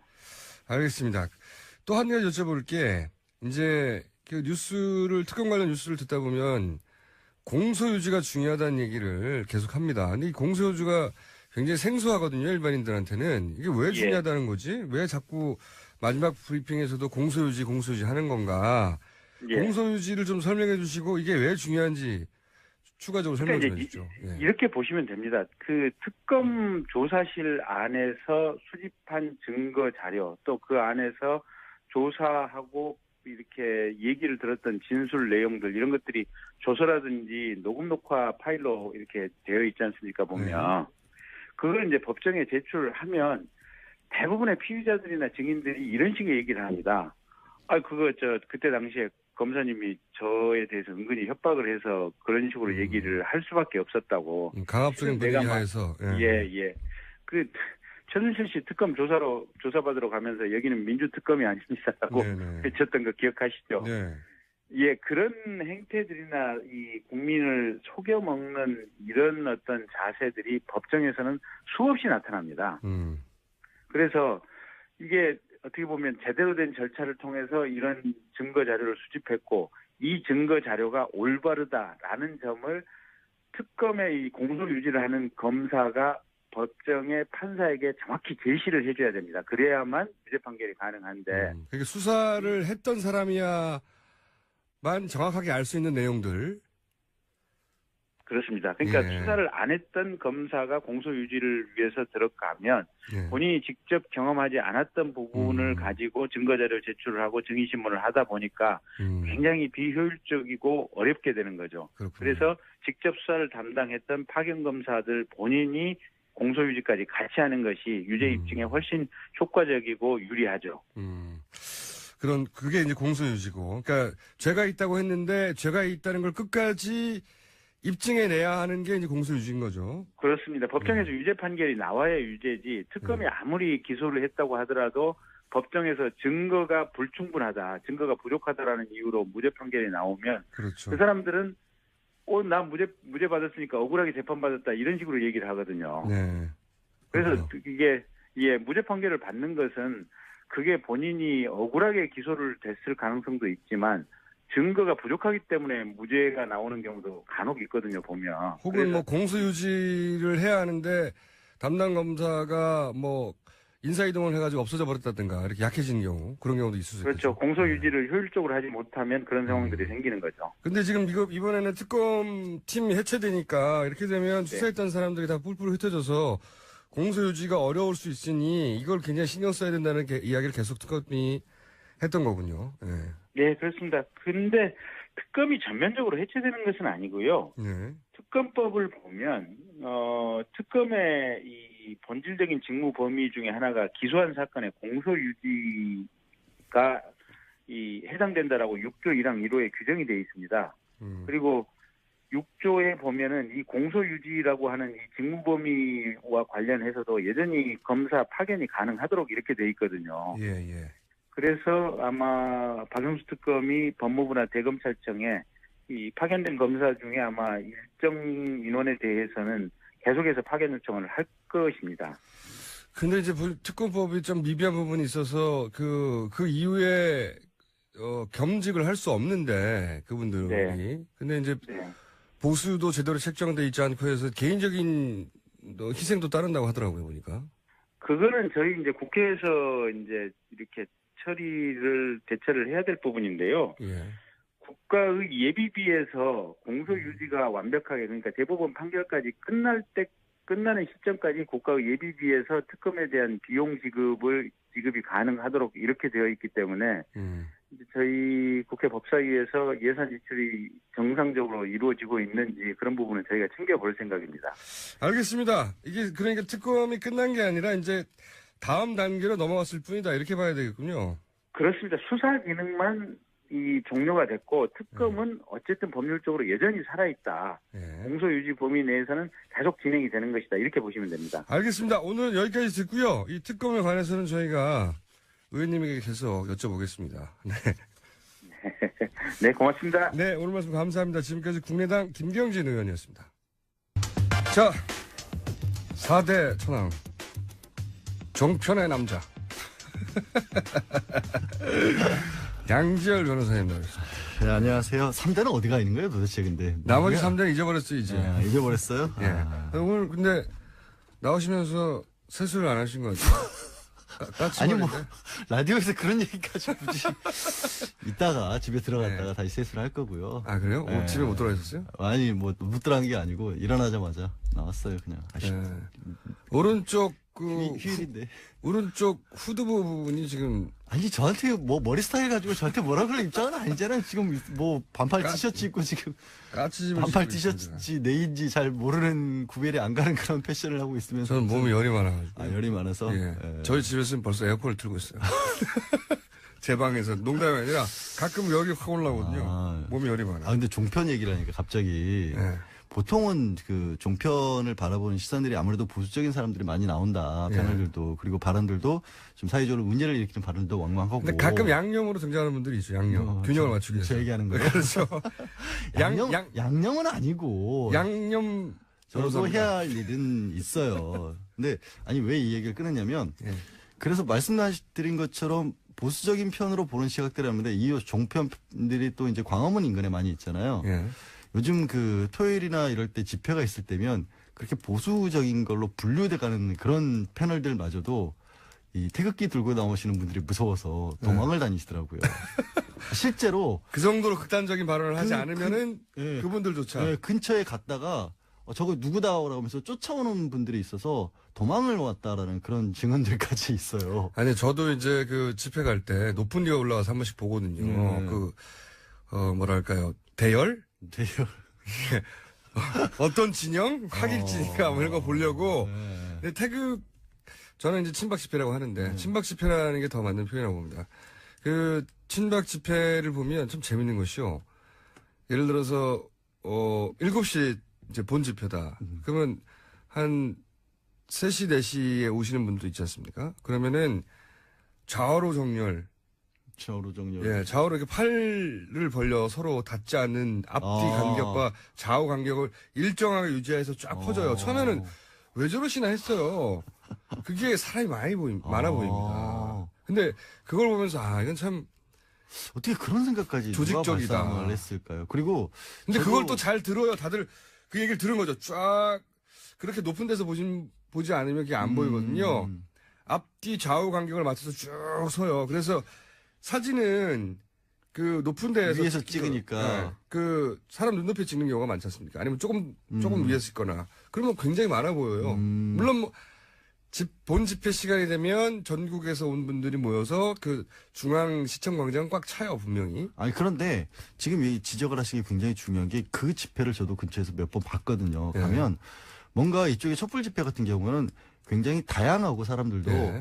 와 정말 중구난방이에요. 통제는 안 되죠. 통제가 안 되죠. 예. 각자 자유롭게들 오고 왔다 갔다 하고. 연령대도 그렇고 나와 있는 분들도 그렇고 또 각 정당이나 아니면 뭐 어떤 뭐 세력에서 조직에서 나온 예. 분들도 있어도 따로 온갖 사람들이 다 얘기를 섞여 하고 있어요. 있잖아요. 온갖 사람들이 다 평소에 섞여 못했던 얘기들도 하고 있고 그런데 저쪽을 가면 정말 무서워요, 약간은. 그러니까 무섭죠. 위에서 뭔가 조직된 거에서 정말 일사불란하게 움직이고 있고 단상에 올라가서 얘기하는 사람들 말고는 그 사람들이 소리치려고 그러면 소리 지르고 있고 안 그러면은 그때로 막 주장이 없어요, 거기서. 그냥 멍하게 있어요. 주장이 없고. 그러다가 위에서 태극기 누구 한번 막 흔들면 또 소리 한번 지르고 그런 상황인데 제가 그런 데서 나오는 얘기들이 요즘 너무 무서우니까.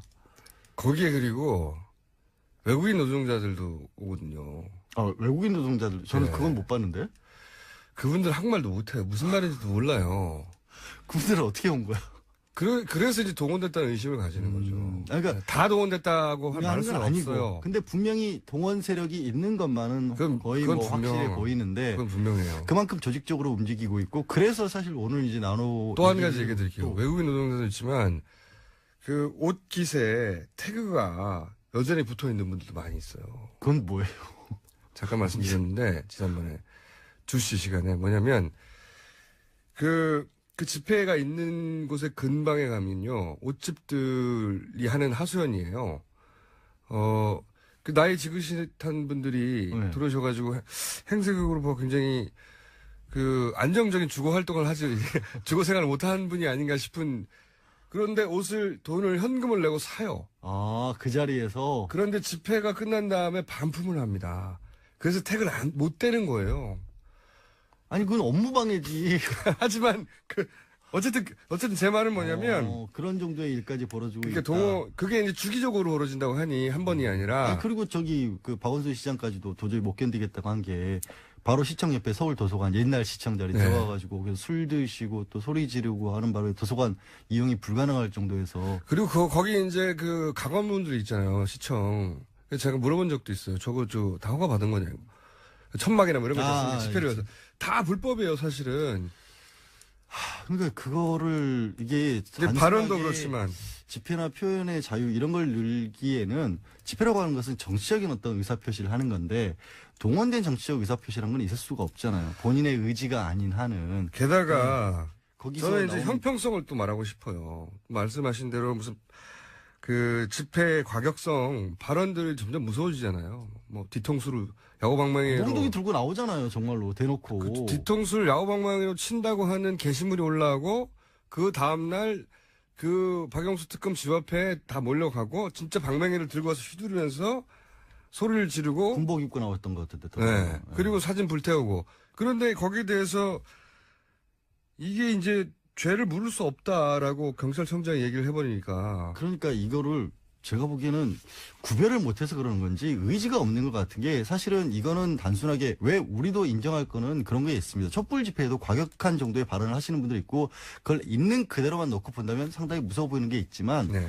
근데 왜 우리가 이게 정확히 법으로 이 말은 된다 정지 못하더라도 나오는 상황이라는 게 있고 네. 또 그 뉘앙스라고 해야 될까요? 그런 게 있잖아요. 그거는 봤을 때 양상이 분명히 다르단 말이에요. 실제 협박이라고 한 거, 그러니까 듣는 사람이 예를 들어서 딱 그거죠. 박영수 특검이 그 얘기를 들었을 때, 저 정도면 정말 무섭다라고 느낄 만한 상황이 있고, 그다음에 요 말 자체만 글자가 들어놓고 무서운 얘기지만 저게 실행 가능성도 별로 없고, 네. 그냥 그 자리에서 하는 얘기라는 건 다른데 그거를 똑같이 보는 것 같아요. 경찰에서. 그 의도적으로 똑같이 보는 게 아닌가 싶은 게 왜냐하면 예를 들어서 과거에 이 경찰 사법당국이 이것도 훨씬 경미한 사안으로 훨씬 더 경미한 사안으로 많은 사람을 구속하거나 혹은 많은 사람을 처벌한 경우가 있거든요. 뭐 유인물 뿌렸는데 그렇죠. 대통령 얼굴이 이제 들어간 유인물이에요. 그러면 처벌할 기준이 별로 없잖아요. 그러니까 그걸 뿌리기 위해서 좀 높은 데 올라갔단 말이죠. 그 건물 건조물 침입죄. 교통방해죄 그거 뿌려가지고. 네. 그렇게 억지로라도 죄를 삼으려면 얼마든지 굉장히 창조적인 법리였고. 건조물 침입죄로 그분 그래서 끌려다니면서 계속 수사받았어요. 못하고. 그러니까 이거는 근데 그렇게 창조적인 법리가 필요한 게 아니라 말씀드린 협박죄를 적용을 하려면. 게다가 집 주소 나오죠. 동 나오죠. 호수 나와요. 아니 이게 그렇게 복잡한 거 따져볼 필요 없이 박영수 특검이 신변 보호 요청을 했어요. 예. 그리고 이틀 정도 걸리긴 했지만 경찰이 받아들였어요. 예. 경찰이 받아들였다는 얘기는 심각하게 받아들였다는 경찰이 보기에도 이건 문제가 있다. 실을 보호를 해줘야겠다 해서 보호를 하고 있는데 그러면서 협박을 한 사람은 수사를 안 하겠다. 조회가 안 될 것 같다. 이게 스스로도 앞뒤가 안 맞는 상황이 돼버린 거죠. 그리고 게다가 이제 문재인 전 대표 협박한 사람은 검거했다고 하는데 제가 아는 한 그분이 아니에요. 다른 사람 여러 사람이 있었을 수 근데 있는데 문재인 전 대표에 대해서는 뭐 정말로 아주 구체적인 범죄 계획이랄 수준의 어떤 것들이 네네. 떠돌았었고 거기에 뭐 또 실행하는데 사람들 모은다 이런 얘기들까지 들렸었고 그거보다 훨씬 더 구체적이었다고 하는데 그러면 그 정도까지 구체적이면 사실 살인 같은 경우는 대표적으로 예비나 음모 정도도 처벌을 할 수 있거든요. 이거는 구체적으로 수사를 해봐야 되는 상황이었고 그리고 그 발언을 해서 많은 국민이 불안을 느끼잖아요. 사실은 저는 이제 대테러 방지법이라는 걸 싫어해요. 결석 통과도 됐고 네. 말도 안 되는 그런 상황에서 만들어진 국정원을 위한 법이고. 법안이라고 했었죠. 근데 대테러 방지법을 아침에 오다가 보니까 이게 국가의 어떤 권한 행사를 방해하기 위해서 사람을 살해하거나 또는 상해하거나 그런 협박을 하는 것 자체를 테러라고 규정을 하고 있거든요. 다 테러네 그러면. 테러잖아요 지금 상황이. 다음 시간에 예. 대테러 방지법 법안을 그대로 들고 와서 읽으면서 자세히 얘기해보죠. 예. 근데 이게 사람들한테 심리적 압박을 주는 거예요, 실제. 아니 오늘 예. 저 사실은 광화문에서 중계 방송을 해야 되는데 현장 생방송을 예. 중계 방송을 나가야 되는지 말아야 되는지 고민이라니까. 오늘. 벌써 그만큼 심리적 영향을 받잖아요. 그럼요. 그리고 걱정이 되지. 특히 공직사회에 있는 분들 있잖아요. 이런 분들은 이런 짓도 저런 짓도 하지 말고 가만히 있어야지 하게 만드는 심리적 압박이 되고요.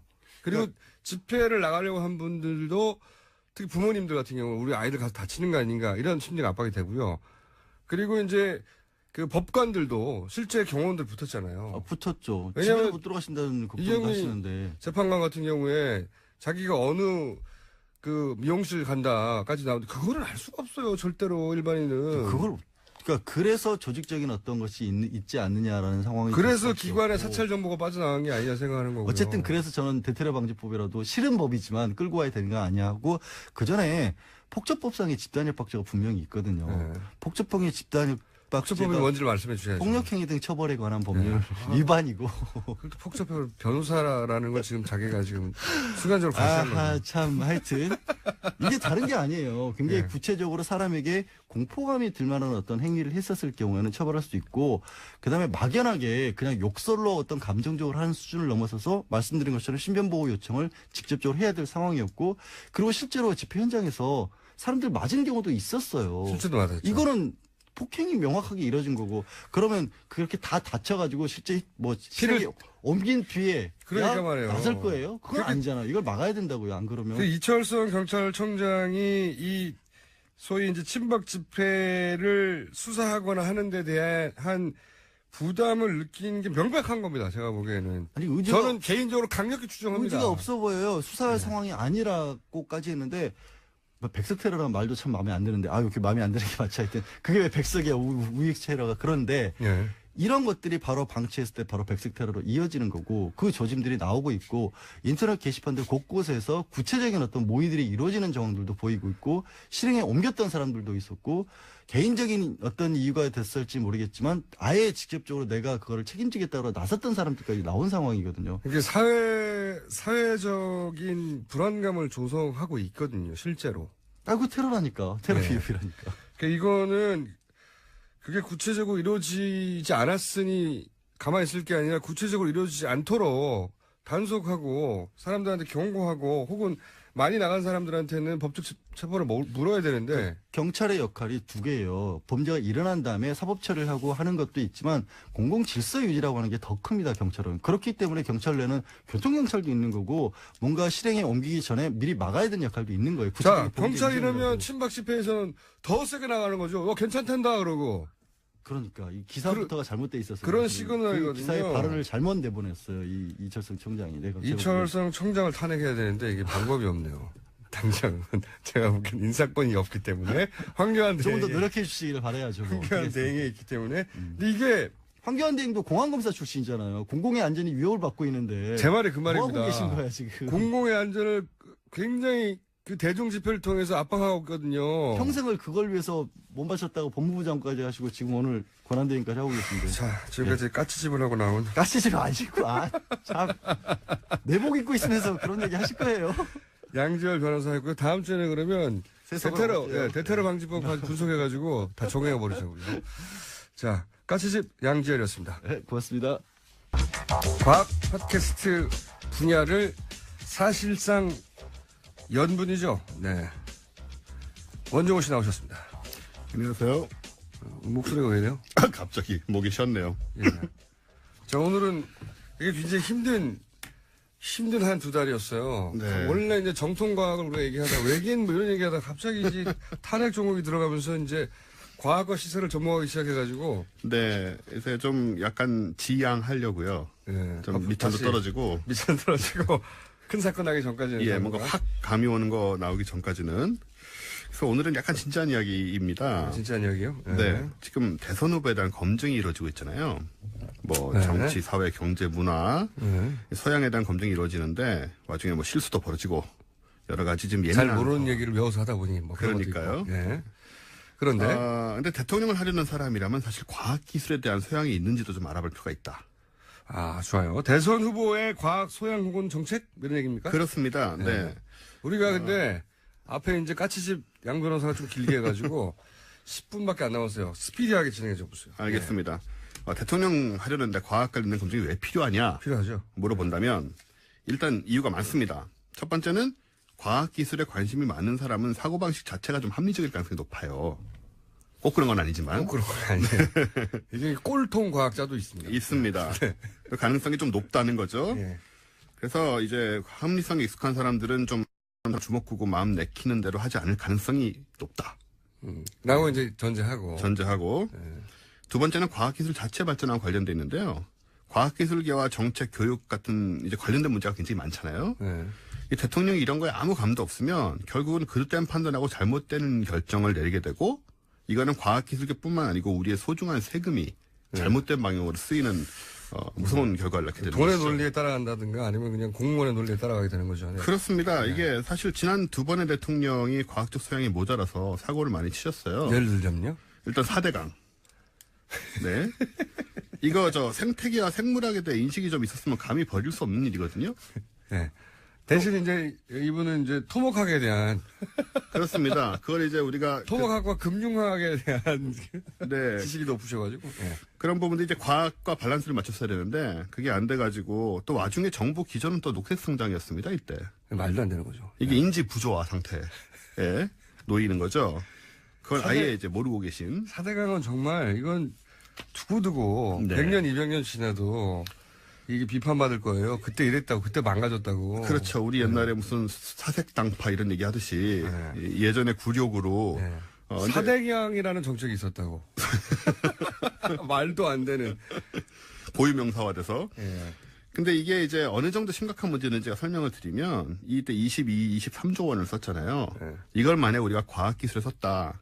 그러면 거짓말 하나 안 보태고 달 탐사 로켓, 화성 탐사 로켓, 목성 토성 탐사 로켓, 힉스 입자 발견한 그 장치, 그리고 중력파 발견한 장치 등 이거 장비 다 만들 수 있습니다. 그래요? 예. 큰 돈이네요. 예, 이런 전 세계의 위대한 로켓, 훌륭한 로켓들과 위대한 과학 장비 엄청난 막 20km씩 되고 길이가 네. 이런 걸 다 만들 수 있는 돈을 다 여기다 쏟아부은 거죠. 그리고 나서 좋아진 건 하나도 없다는 겁니다. 좋아지기는커녕 아시다시피 뭐 이번에 그 돈 다 어디로 갔을까? 그러게 말입니다. 이거 진짜 어떻게 좀 네. 알아내야 됩니다. 이거 진짜. 아무튼 과학연구기술개발에 돈 많이 들지만 4대강에 비하면 3발의 피다. 이 피 같은 세금 아까운 거 그리고 또 로봇 물고기 있었잖아요. 로봇 물고기. 예. 이것도 이제 공학 이런데 소양 좀 있는 사람이면 말이 되는 건지 아닌지 금방 눈치챌 수 있는 거거든요. 예. 이번 정권도 그렇죠. 우리 창조경제 로봇 했잖아요. 물고기 어떻게 됐어요, 근데? 그럼 그래가지고. 뭐 원래 이제 그때 각하께서 예. 좀 더 이렇게 잘 해봐라 하고 무리한 명령을 내리셔가지고 잘 만들려고 하다 잘 안 돼가지고 좀 다 없어졌어요. 동작이 안 된다고 합니다, 제대로. 시속 20km가 나야 되는데 시속 뭐 2km가 나온다고 그러더라고요. 이게 이걸로 이제 이렇게 그 성형 문제를 해결하겠다고 네. 했었는데. 예. 그렇죠. 대표적인 삽질 중에 하나죠. 창조경제. 네. 이게 창조경제. 이게 또 과학에 기반한 거라고 했는데 네. 당시나 지금이나 뭔지 아무도 모르지 않습니까? 창조는 맞았어요. 창조적이었잖아요. 아, 그런 의미에서요. 최순실 씨가 창조해낸 기법들이 이때까지 우리가 보았던 이 권력형 비리하고는 차원이 달랐거든요. 예, 그렇죠. 뭐 그렇게 생각하면 그렇긴 하죠. 어쨌든 뭔지 모르는 것을 추구하고 보는 게 참 비과학적인 사고방식 아니겠습니까? 근데 그게 이제 창조경제의 본질이에요. 뭔지 모르는 걸 일단 추구해보자. 공통점은 그 뒤에 다 돈이 있다니. 그렇습니다. 이권이 개입이 된 것으로 보이고 어쨌든 과학기술에 대한 좀 정직한 이해가 있었으면 창조경제라는 억지 개념을 안 쓰게 된다. 과정이나 결과도 많이 달랐을 것이다. 지금 그러면 혹시 박근혜 정권의 과학 정책 중에 야 저거는 제대로 됐으면 참 좋았을 텐데 혹은 아니면 뭐 없나요? 뭐 기억에 남는 거? 뭐 없죠. 넘어가고요. 그러면 지금 후보들 지금 시간이 네네. 3분밖에 안 남았는데 대표적인 후보들 한 지지율 한 4, 5위 정도까지 주르륵 대표적으로 눈에 띄는 거 후보의 순위와 상관없이 뭐가 눈에 띕니까? 일단은 과학기술계에 있었다고 말씀하시는 안철수 후보가 그런 얘기를 자꾸 하시더라고요. 예. 근데 지금 현재로서는 우리가 알 수가 없어요. 그래서 검증을 해야 된다는 얘기를 제가 드리는 건데 과학계에서 실제로 후보 검증을 위한 준비를 하고 있습니다.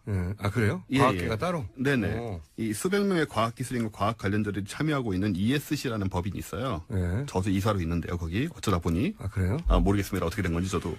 본인이 과학에 대해서 뭘 한다고 지금 그러니 말이에요. 여기는 과학기술인과 과학 시사 과학이나 관련자들이. 하면서 네. 여기서나 그렇지. 딴 데서는. 촛불을 끌 수 있나 뭐 이런 얘기는 하면서 그거는 광화문을 입으로 덮어야 된다는 얘기. 한국 물리학회에서 나온 얘기고요. 그런데 어쨌든 예, ESC는 Engineers and Scientists for Change.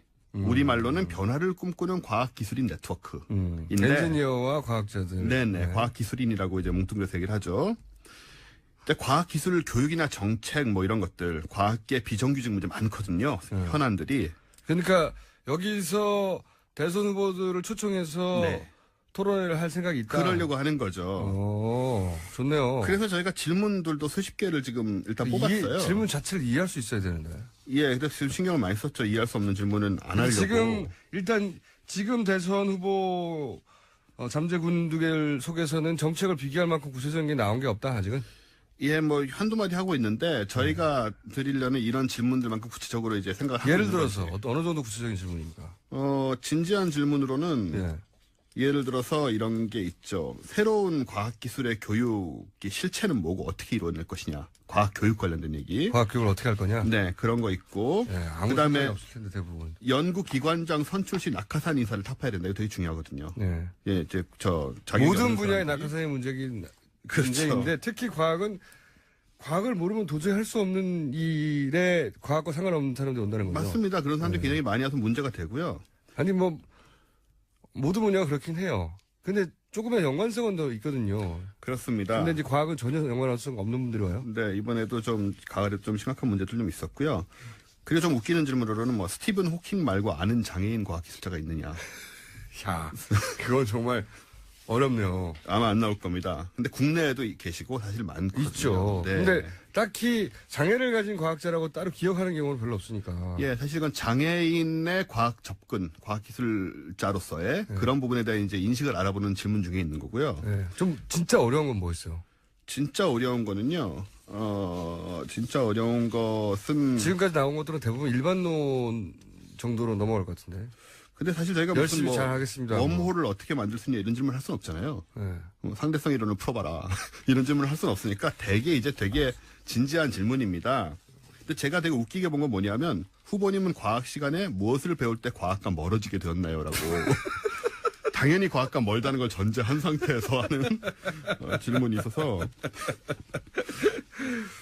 이게 이제 우리나라 과학의 현실이죠. 그 토론회 재밌을 것 같고 만약 네. 하게 된다면 저도 불러주세요. 예, 그래서 이제 저희가 이 질문지를 보낼 거고요. 이제 반응을 좀 보려고 하는데 만약에 이제 이 질문지를 여러분 받으셨을 때 따로 연락 드리게 될 거예요. 저희가 또 언제쯤 해보자고. 근데 모른 척 하지 마시고 참여하시면 좋겠고요. 만약에 아예 무시하는 후보가 있다. 시간이 다 됐거든요. 제가 나중에 이 시간을 빌어서 조남을 공개할 생각을 하고 있으니 압박감을 많이 느끼시기 바랍니다. 알겠습니다. 원종우 씨였고요. 오늘은 또 3월 1일이라 휴일이기도 하지만 광장에 나가시는 분들이 있겠군요. 네. 저도 갈 생각이고 고깃집을 잘 드시면 제가 있을지도 모릅니다. 네. 광장에서 혹은 내일 다시 뵙겠습니다. 안녕. 의심이 듭니다. 대단히. 탄핵 그 심판과는 무관하게 이 영역은 계속 취재해야 될 거라고 봅니다. 자, 시간이 제목 정도 한두 개를 읊을 수 있을 시간 정도 되네요. 예. 네, 박 대통령이 어제 박사모에 대해서 진심으로 고맙고 감사하다라는 메시지를 보냈습니다. 박사모 단체 회원들이 응원 편지를 보내자요. 거기에 대한 답장 형식인 겁니다. 고마우시겠죠. 네, 당연히. 그건 뭐 고마운 거는 박 대통령 입장에서 참 고마울 수밖에 없죠. 그거는. 근데 시점이 참 공교롭게요. 오늘 서울 도심에서 대규모 탄핵 반대 집회 열리잖아요. 예. 격려한 걸로 보이는 거죠. 말이 나오려고 하는 격려이기도 예. 박 대통령이 한 가지 뛰어난 점은 그 타이밍, 정치적 타이밍 잘 잡아서 메시지 정확하게 누군가가 만들어주면 그걸 가지고 전효옥 씨의 표현에 하면 인류 배우처럼 읽어낸다, 연기하고. 제 표현이 아니고 전효옥 씨의 표현이에요. 인류 배우라고. 자, 여기까지 할까요? 네네. 네. 오늘 근데 끝나고 집에 가십니까? 예, 제가 다리를 좀 다쳐서. 아, 그렇죠. 예. 지금 다리가 불편해요. 예. 오른쪽에. 기부스인가요? 예, 반깁스 상태인데요. 저희 후배 기자들이 나갈 겁니다. 예. 저도 오늘 방송 녹화가 또 하나 있는데 예. 끝나고 나서 저녁 때는 고기를 먹으러 갈 생각입니다. 예. 자, 여기까지 하겠습니다. 시사인의 예, 김은지였습니다. 감사합니다. 항상 나라를 생각합니다. 이혜훈의 나라 걱정. 자, 나라 걱정하다가 당 걱정하다가 이제 탈당 걱정하다가 이제 신당 걱정하고 있는 분입니다. 아니 저희가 또 쪼개지라고요? 걱정이 끊이지가 않는 바른정당의 이해운 게다가 이제 최고위원이 되셨어요. 최고위원 나오셨습니다. 안녕하십니까? 네, 안녕하세요. 자, 요즘 이 전국이 이제 시끄러워요. 정치 여의도가 시끌시끌 들썩들썩해요, 그죠? 원래 시끄러웠지만 뭐 최대로 시끄러운 것 같아요. 점점 시끄러워져서 유사일에. 앞으로 한 2주 후면 더 크게 시끄러워지겠죠. 예, 결론 나면. 그렇게 되면 여의도가 시끄러울 일은 별로 없을 것 같아요. 왜냐하면 국회는 어쨌든 승복한다는 게 입장이니까 네. 광화문이 시끄러워지겠죠. 또는 대한문이. 어느 쪽으로 결론이 나든 시끄러워지긴 할 텐데, 물론 뭐 탄핵 인용되면 촛불 집회가 한두 번이 더 있을 수는 있어요. 제가 보기엔. 예. 그러니까 뭐 성과에 대해서도 얘기하고 앞으로 남은 것들에 대해서도 얘기하고. 근데 이제 아무래도 이제 좀 잦아들겠죠. 예. 예. 잦아들고 이제 지켜보겠죠. 대선도 이어지니까. 근데 이제 태극기는 더 불어나겠죠. 저는 더 불어나지는 않을 거라고 봅니다. 더 불어나지는 않을지 몰라도 더 네. 극렬해질 수 있어요. 소수가. 이게 이제 권력에서 내려가는 순간. 근데 우리나라 국민들 굉장히 보면 또 동정에 약하잖아요. 예. 누군가가 이렇게 좀 불쌍해진다. 뭐 이러면서 아주 그냥 왜 이렇게 동정에 약한지. 그렇다 하더라도 이 집회의 조직성 또는 뭐 동원 능력 또는 뭐 일사불란함은 사라져서 집회 동력은 크게 줄어들 것이다. 그럴 수 있겠네요. 근데 네. 오히려 이제 소수가 극렬하게 그럴 수 야단을 있겠죠. 칠 수는 있는 것 같아요. 자, 그리고 만약에 기각된다면 만에 하나 상상하기도 싫지만 바른정당은 어떻게 됩니까? 저희는 의원직 총사퇴를 국민 앞에 약속했기 때문에 만약에 기각이 되면 저 그날부터 실업제 되니까 뭐 간혹 차라도 좀 사주세요. 총사퇴를 제가 정치권에서 최근 20년간 몇 번이나 봤지만 한 번도 총사퇴한 적은 없고요. 아무도. 아마 전제 조건이 충족이 안 됐나 보죠? 그리고 총사퇴가 문제가 아니라 네. 당 해체까지 얘기했잖아요. 예. 아니, 의원들이 하나도 없는데 뭐 당이 살아남겠습니까? 자, 이제 그런 일은 없어야 되겠죠. 저희는 어쨌든 보기로는 대통령의 헌법과 법률 위반이 아주 심각하고 중대하다라고 보고 있습니다. 그게 이제 전 국민의 80% 그렇게 생각하는데 헌재재판관을 전 국민의 80% 기준으로 분포를 맞춰서 뽑은 게 아니기 때문에 특정 성향을 가지신 분들이 좀 많죠, 거기에. 예, 특히 보면은 과거 이제 판결 사례나 이런 거 보면 걱정되는 분들이 좀 있죠. 자, 그 얘기는 이제 우리끼리 해봐야 소용없고. 네, 네, 맞습니다. 오늘 우리끼리 해보면 소용있는 이야기 중에 최근에 김문수 요 집회에서 얘기하는 게 생각나는데 김문수 전 도지사는 왜 이렇게 적극적으로 최선봉에 서 계신 거예요, 갑자기? 아니 뭐 탄핵 기각을 제가 오네? 그분 속에 들어가 본 적은 없지만 네. 그냥 이렇게 밖에서 관전하는 사람 입장에서 보면 왜 저럴까 하면 가능성이 제일 높은 시나리오는 이제 보수가 후보가 없다. 특히 이제 지금 태극기 방금 부대가 뭐라고 하시려다가 네. 그냥 단어가 실수로 나온 거죠? 안녕하세요, 김원준입니다. 2017년 2월 28일 특검 수사기관 마지막 정례 브리핑을 시작하겠습니다. 특검은 특검법 제12조 사건의 대국민 보고 규정에 따라서 특검 출범일부터 지금까지 국민의 알 권리 보장을 위하여 피사실 이외에 수사 과정에 대하여 정례 브리핑을 실시해 왔습니다. 그동안 특검 브리핑에 관심을 가주신 국민 여러분들께 감사의 말씀을 드리는 바입니다. 오늘 이 정례 브리핑이 끝나지만 말씀드린 바와 같이 수사는 이미 끝났지만 아직도 더 중요한 공소 유지가 남아 있습니다. 끝까지 특검이 제일 잘 마무리될 수 있도록 저희 특검도 열심히 하고 저 또한 최선을 다해서 보조하도록 하겠습니다. 여러분 그동안 실수도 많이 했는데 많이 도와주셔서 감사드립니다. 다시 한번 여러분들 앞날에 무한 영광 있기를 기원하면서 감사의 말씀드립니다. 네. 특검의 마지막 브리핑이었습니다.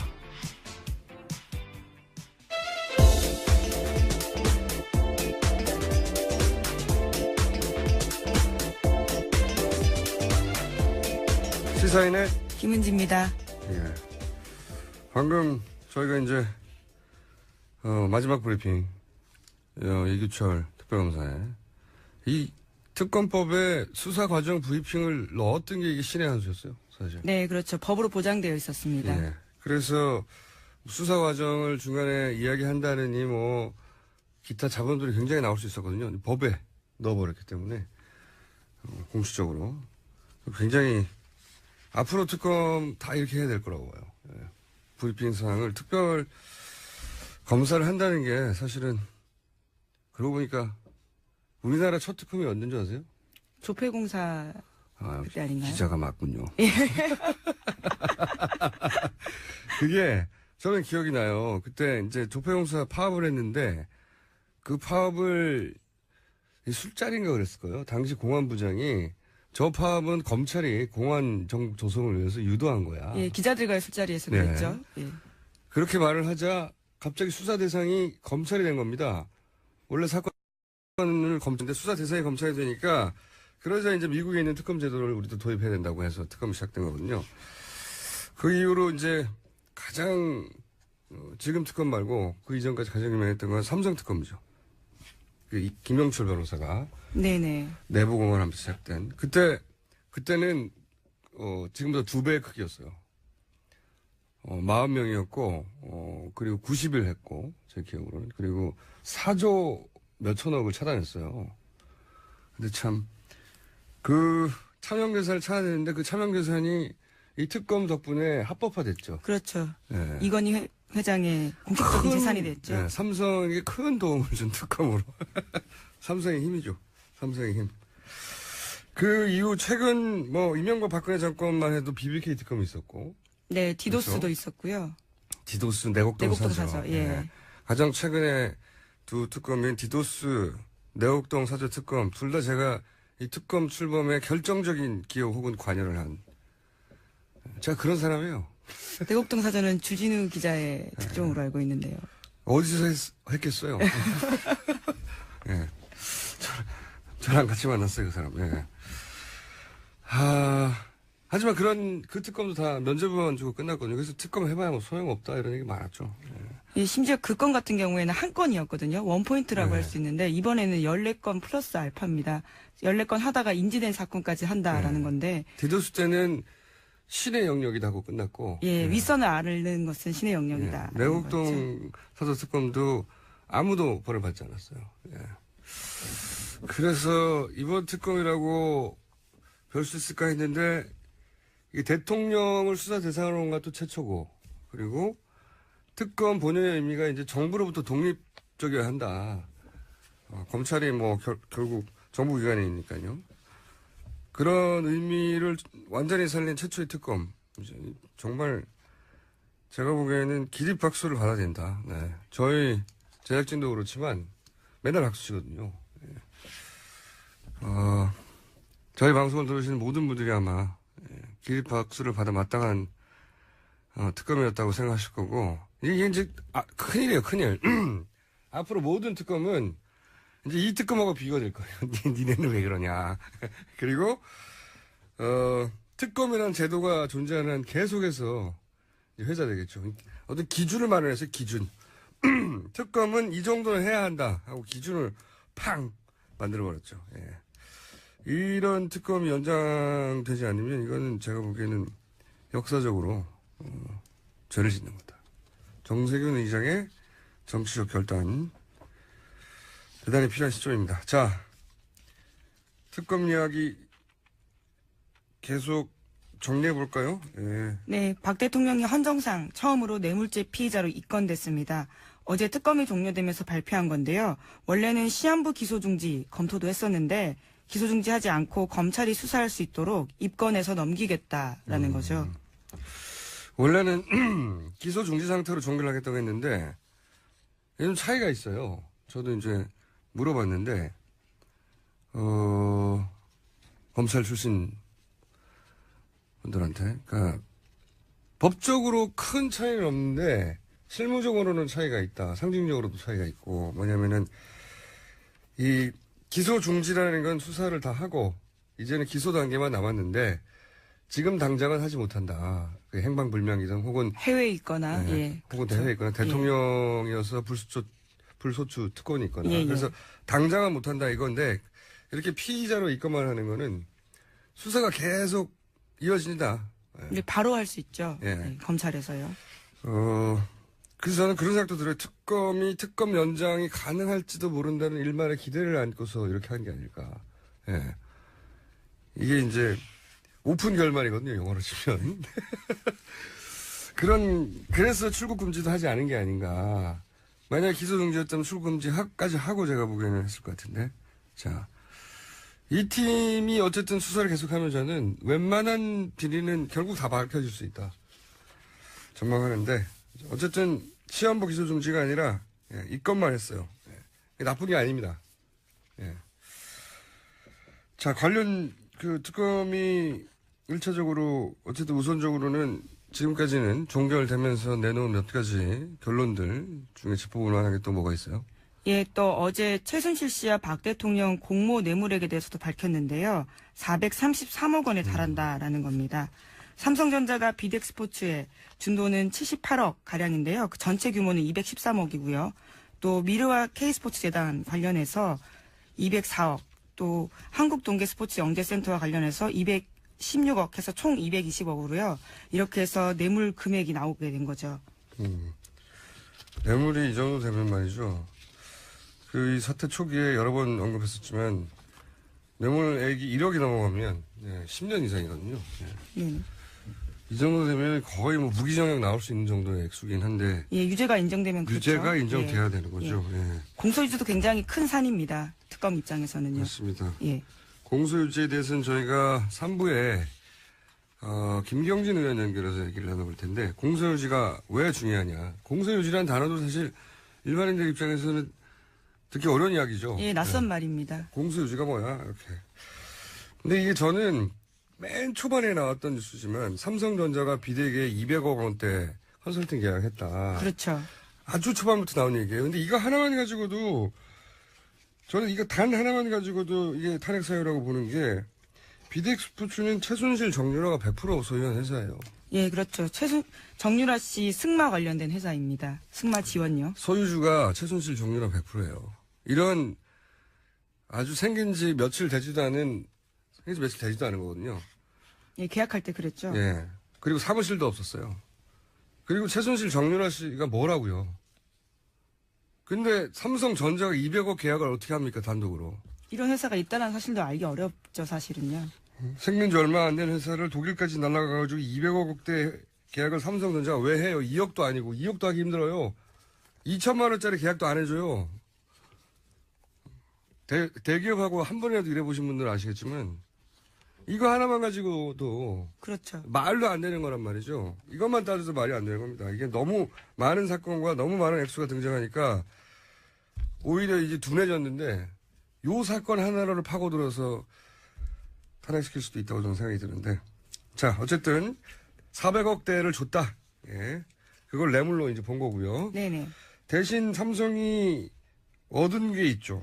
네, 그렇습니다. 2015년 7월 삼성물산 제일모직 합병으로요. 이재용 삼성전자 부회장 등에 대해서는 8천억 원 이상의 수익을 챙겼다라는 게 특검 수사 결과입니다. 이거는 이제 특검이 이제 과장하지 않으려고 오버하지 않으려고 노력한 결과고요. 언론에 따라서는 조단위를 얘기하고 네, 그렇게 나오기도 하죠. 전문가들은 이제 아무리 낮게 잡아도 최소 8천억 원 된다라고 이제 특검이 수사 결과를 낸 거고. 네. 네, 대신에 국민연금공단 같은 경우에는요. 최소 1,400억 원 정도의 손해를 봤다라는 겁니다. 이것도 낮게 잡은 거죠. 이것도 뭐 4천억대에서 조단위를 얘기하는 저는 이게 말이죠. 이게 단순히 이제 개인정보를 유출했다 차원이 아니라 월요일도 제가 얘기했지만 이 집회와 그 얘기를 했지 않습니까? 제가 이제 김기춘 비서실장이 블랙리스트를 만들면서 화이트리스트를 만들어서 애국 영화에 지원을 해라 이런 얘기가 김영환 다이어리에 있죠. 업무일지에. 그런데 그 결과로 그런 지원을 받은 게 아닌가 하는 의혹을 받는 사무실. 네네. 그 사무실과 그런 의혹을 받는 영화사의 사무실이죠. 예. 사무실과 이 친박 집회하고 연관된 단체들 그리고 지금 주요한 그 대통령 측 피고인들을 그 변호하는 변호사들 하고 연관된 단체들 친박 단체이자 예를 들면 정호선 비서관을 변호하는 변호사들 이렇게 연결된 곳의 사무실, 네, 뿐만 영화사 아니라 사무실. 예. 가짜뉴스 생산지로 의심받고 예. 있는 곳까지도요. 노코들의 예. 사무실. 예, 예. 다 같은 건물에 있었다는 걸 우연히 발견했잖아요. 취재하다가. 그래서 야 이거 그러면 청와대의 어떤 지시를 받고 화이트리스트로 지원받은 영화사도 거기 있고 단체도 거기 있고 집회 관계 단체도 거기 있고 가짜뉴스 단체도 거기 있습니다. 이건 뭐 단일한 컨트롤 타워 안에 있는 거 아닌가 이런 의문을 가지는 게 너무 자연스럽죠. 합리적이죠. 그런데 이제 그런 집회에 그 최선목에 서 있는 분이죠. 예, 자유청년연합. 이분이, 박영수 특검 집 주소를 공개했었거든요. 예, 지난 24일에 그랬죠. 근데 어떻게 하면 집 주소는 알 수가 있어요, 기자들도. 네, 아파트 정도까지는 알 수 그렇죠. 있습니다. 재산 공직자들은 재산 공개가 되거든요. 그러니까요. 근데 이게 정확한 동호수는 알 수가 없어요. 그렇죠. 그것 굉장히 취재 영역입니다. 이거 어려워요. 예. 기자들도 찾아가기가 어렵습니다. 근데 보수단체 대표가 이 동과 박 특검의 호수 얘기를 하고요. 또 박 특검이 어디에 멤버십이 있는지, 어디 사우나에 가는지, 그 사우나에서 뭐 어떻게 하고 있는지 이거 다 얘기했거든요. 이거는 기자들도 알 수가 없는 거예요. 절대로. 게다가 이번에는 이제 이정미 재판관이요. 네, 재판관에 대해서 어디 미용실에 자주 간다. 이거 어떻게 합니까? 이건 사찰 정보거든요. 이건 정보기관 수준에서는 알 수 있는 거지. 야. 그래서 의심하는 겁니다. 더더욱이. 이 오늘도 이제 시청에 침박 집회했을 텐데, 다른 비용 다 제외하고, 그냥 무대 음향, 영상 장비. 네네. 제가 이제 주말에 가서 볼 때마다 정말 대규모거든요. 저게 견적이 얼마나 나올까요? 전문업체한테 제가 물어본 적이 있어요. 요 안에 있는, 광화문, 시청을 중심하니까 시청 동그라미 안에 있는 그 장비만 얼마가 들어갈 거 아니야? 그랬더니 견적을 저한테 얘기해 준 게 2억 얘기하더라고요. 그럼 몇 번 했습니까? 지금 10번이 넘어요. 그것만 해도 수십억이에요. 이 두 비용이 다 어디서 나왔나. 굉장히 의심스럽다. 컨트롤 타워도 의심스럽고 비용의 출처도 의심스럽고. 예. 예, 저도 지난주에 한 전직 보수단체 대표가 고위직 출신과 통화한 적이 있는데요. 억 원대가 든다라는 이야기 하더라고요. 그러니까요. 예. 저는 업체한테 물어봤어요. 업체한테. 이런 일을 전문으로 하는 업체한테 쭉 보더니 바로 견적이 나오죠. 자기들 일이니까. 2억대 최소 들겠다고. 근데 이거는 다른 비용 다 빼고 그냥 거기 세팅만 말하는 거예요. 사람이 움직이거나 뭐 버스 다 빼고 나서. 이 영역 계속 취재 대상이다. 네. 굉장히 의심이 많이 든다. 컨트롤 타워 있는 거 아니겠는가. 왜냐하면 박근혜 대통령이 지금까지 업무 스타일로 보면 말이죠. 오랫동안 밝혀져 왔지만 문고리 3인방, 최순실, 정윤회 이런 탄탄한 비선 라인으로 움직였단 말이죠. 비선 라인이 아닌 시스템 라인은 비선 라인이 만들어준 거를 토스해서 실행하는 조직으로 썼지 실제 중요한 일들은 비선 라인과 대포폰으로 가 있단 말이죠. 네네. 근데 문고리 3인방이 지금 작동을 안 해요. 그리고 김기춘 전 비서실장이 없어요. 잡혀갔잖아요. 그러면 김기춘 전 비서실장 플러스 문고리 3인방 역할을 할 사람이 누가 필요합니다. 본인이 혼자 다 전화 오르지 않을 거 아니에요. 누가 할까요? 오랜만에 너는 누구냐 질문을 할 수밖에 없는. 누가 할지 저는 궁금해요. 이 컨트롤 타워 역할을 누군가 하고 있는 것 같다. 그렇지 않고서 이렇게 일사불란하게 이런 정보들이 막 나오고 이런 집회가 이런 돈이 들어가서 비슷한 사무실 다 모여서 할 수 있겠나 이런 일들을 전문가들도 있는데 중요한 거는 삼성은 엄청 이익을 봤다는 겁니다. 그리고 국민연금은 엄청 손해를 받고 그리고 최순실은 몇백억을 챙겼다는 거죠. 예. 이 관계만 봐도 어떻게 이게 논란이 될 수 있나 모르겠어요. 주고받기죠, 정말. 예. 거래죠, 거래. 예. 당연히. 400억 주고 몇천억 챙겼으면 이거 얼마나 큰 장사입니까? 자, 다음 뉴스는요?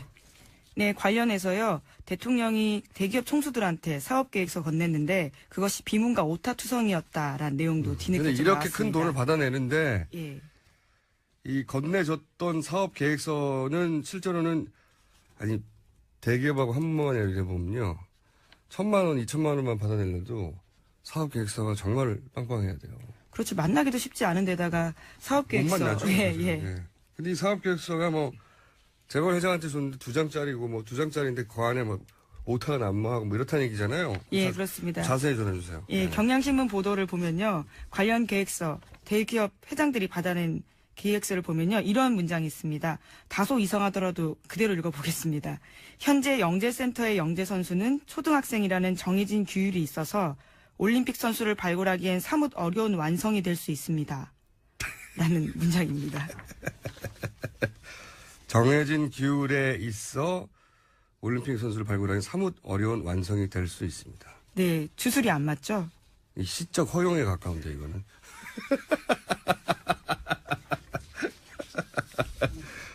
그게 어쨌든 이런 내용들로 차 있는 계획서를 주고 그것도 이제 재벌 회장들에게. 예, 오타도 있습니다. 선수 출신 지도자라고 써야 되는데요. 선수 출진 지도자라고 써놨습니다. 거기 뭐 오타 그거 말고도 있더라고요 보니까. 근데 얼마나 박근혜 대통령이 그 최순실의 꼭두각시라고 불리기에 합당한 일을 한 건지 드러나는 거죠. 이게 읽어보지도 않은 거예요. 예. 그 최순실 씨는 또 얼마나 허접한 수준으로 재벌의 돈을 털었는지도 드러나는 거예요. 이런 거 가지고 털었어요. 이거는 그냥 요식행위였다는 거죠. 예, 주면 돈 주는 거죠. 네. 입금하는 거죠. 그러니까 대통령 주장대로 훌륭한 회사, 뭐 기술, 사람이 있어서 소개했을 뿐이다. 하면 최소한 그 계획서는 읽고 했어야 되는 건데 그래야 훌륭한지 아닌지 본인이 판단할 거 아닙니까? 이거 뭐 내용 확인도 안 하고 그냥 재벌들한테 무슨 빚쟁이 청구서 내밀듯이 내민 거예요. 대통령이란 이유 하나로. 내용이 이렇다는 겁니다. 아니 이제 해먹어도 말이죠. 우리가 이제 깜짝 놀라는 거 있잖아요. 와 대단하다. 적어도 대통령에 걸맞는 수준, 규모, 그런 걸 생각할 텐데 이게 뭐 오탄하고 뭐 비문 있고 말도 안 되고 2장짜리에다가 허접한 이런 걸로 뭐 수백억씩 뜯어냈다고 하니까 저는 불법을 따지기 이전에 너무 부끄러워요 이게. 막상 받아든 재벌 회장들도 굉장히 당혹스러웠을 것 같습니다. 재벌 회장이 이게 읽었겠어요. 밑에 줬겠죠. 실무자들, 예. 예. 주긴 했겠지만 실무자 선에서 막 비웃었겠죠. 물론 이런 걸 가지고 몇백억을 내야 합니까 이렇게. 이게 조폭도 못 되고 동네 양아친구예요. 이런 2장짜리에다 막 말도 안 되는 말 써가지고 이게 뭡니까? 정해진 규율에 있어 올림픽 선수를 발굴하기엔 사뭇 어려운 완성이 될 수 있습니다.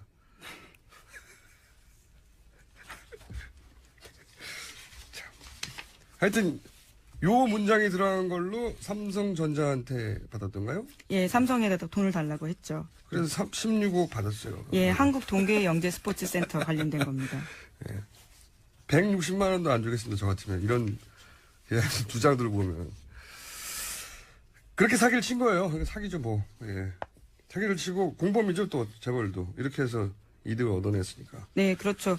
삼성까지만 수사가 가지 못했는데요. 원래 SK, 롯데까지도 수사가 가야 된다라는 이야기가 계속 많았고요. 검찰로 그 수사는 이첩이 됐습니다. 예, 그 수사를 이제 검찰이 한다는 게 걱정인데, 예. 여하간 큰 덩어리를 봤을 때 이런 수준으로, 예, 검찰, 특검에 마무리가 있었습니다. 근데 앞으로 이제 법정에서 더 많은 사실들이 밝혀지겠죠. 네. 공소 내용을 이제 언론에 다 밝힐 수가 없어서. 예, 그렇죠. 당장은 3월 6일 날 최종 수사 결과 발표할 때도요. 조금 더 새로운 내용이 나올 거라고 보고 있습니다. 그러니까요. 우리가 몰랐던 내용 많이 나올 거라고 예. 봅니다. 자, 다음 뉴스는요. 네. 장기정 자유청년연합 대표가요. 어제 보수 성향의 한 팟캐스트에 출연해서 이렇게 말했습니다. 이정미 재판관 집 주소 이야기하고요. 게다가 단골 미용실과 슈퍼까지 언급을 했는데요. 이 사람 같은 경우에는 지난 24일에도 박영수 특검에 집 주소를 공개하고 그 앞에서 야구방망이 시위도 했었거든요.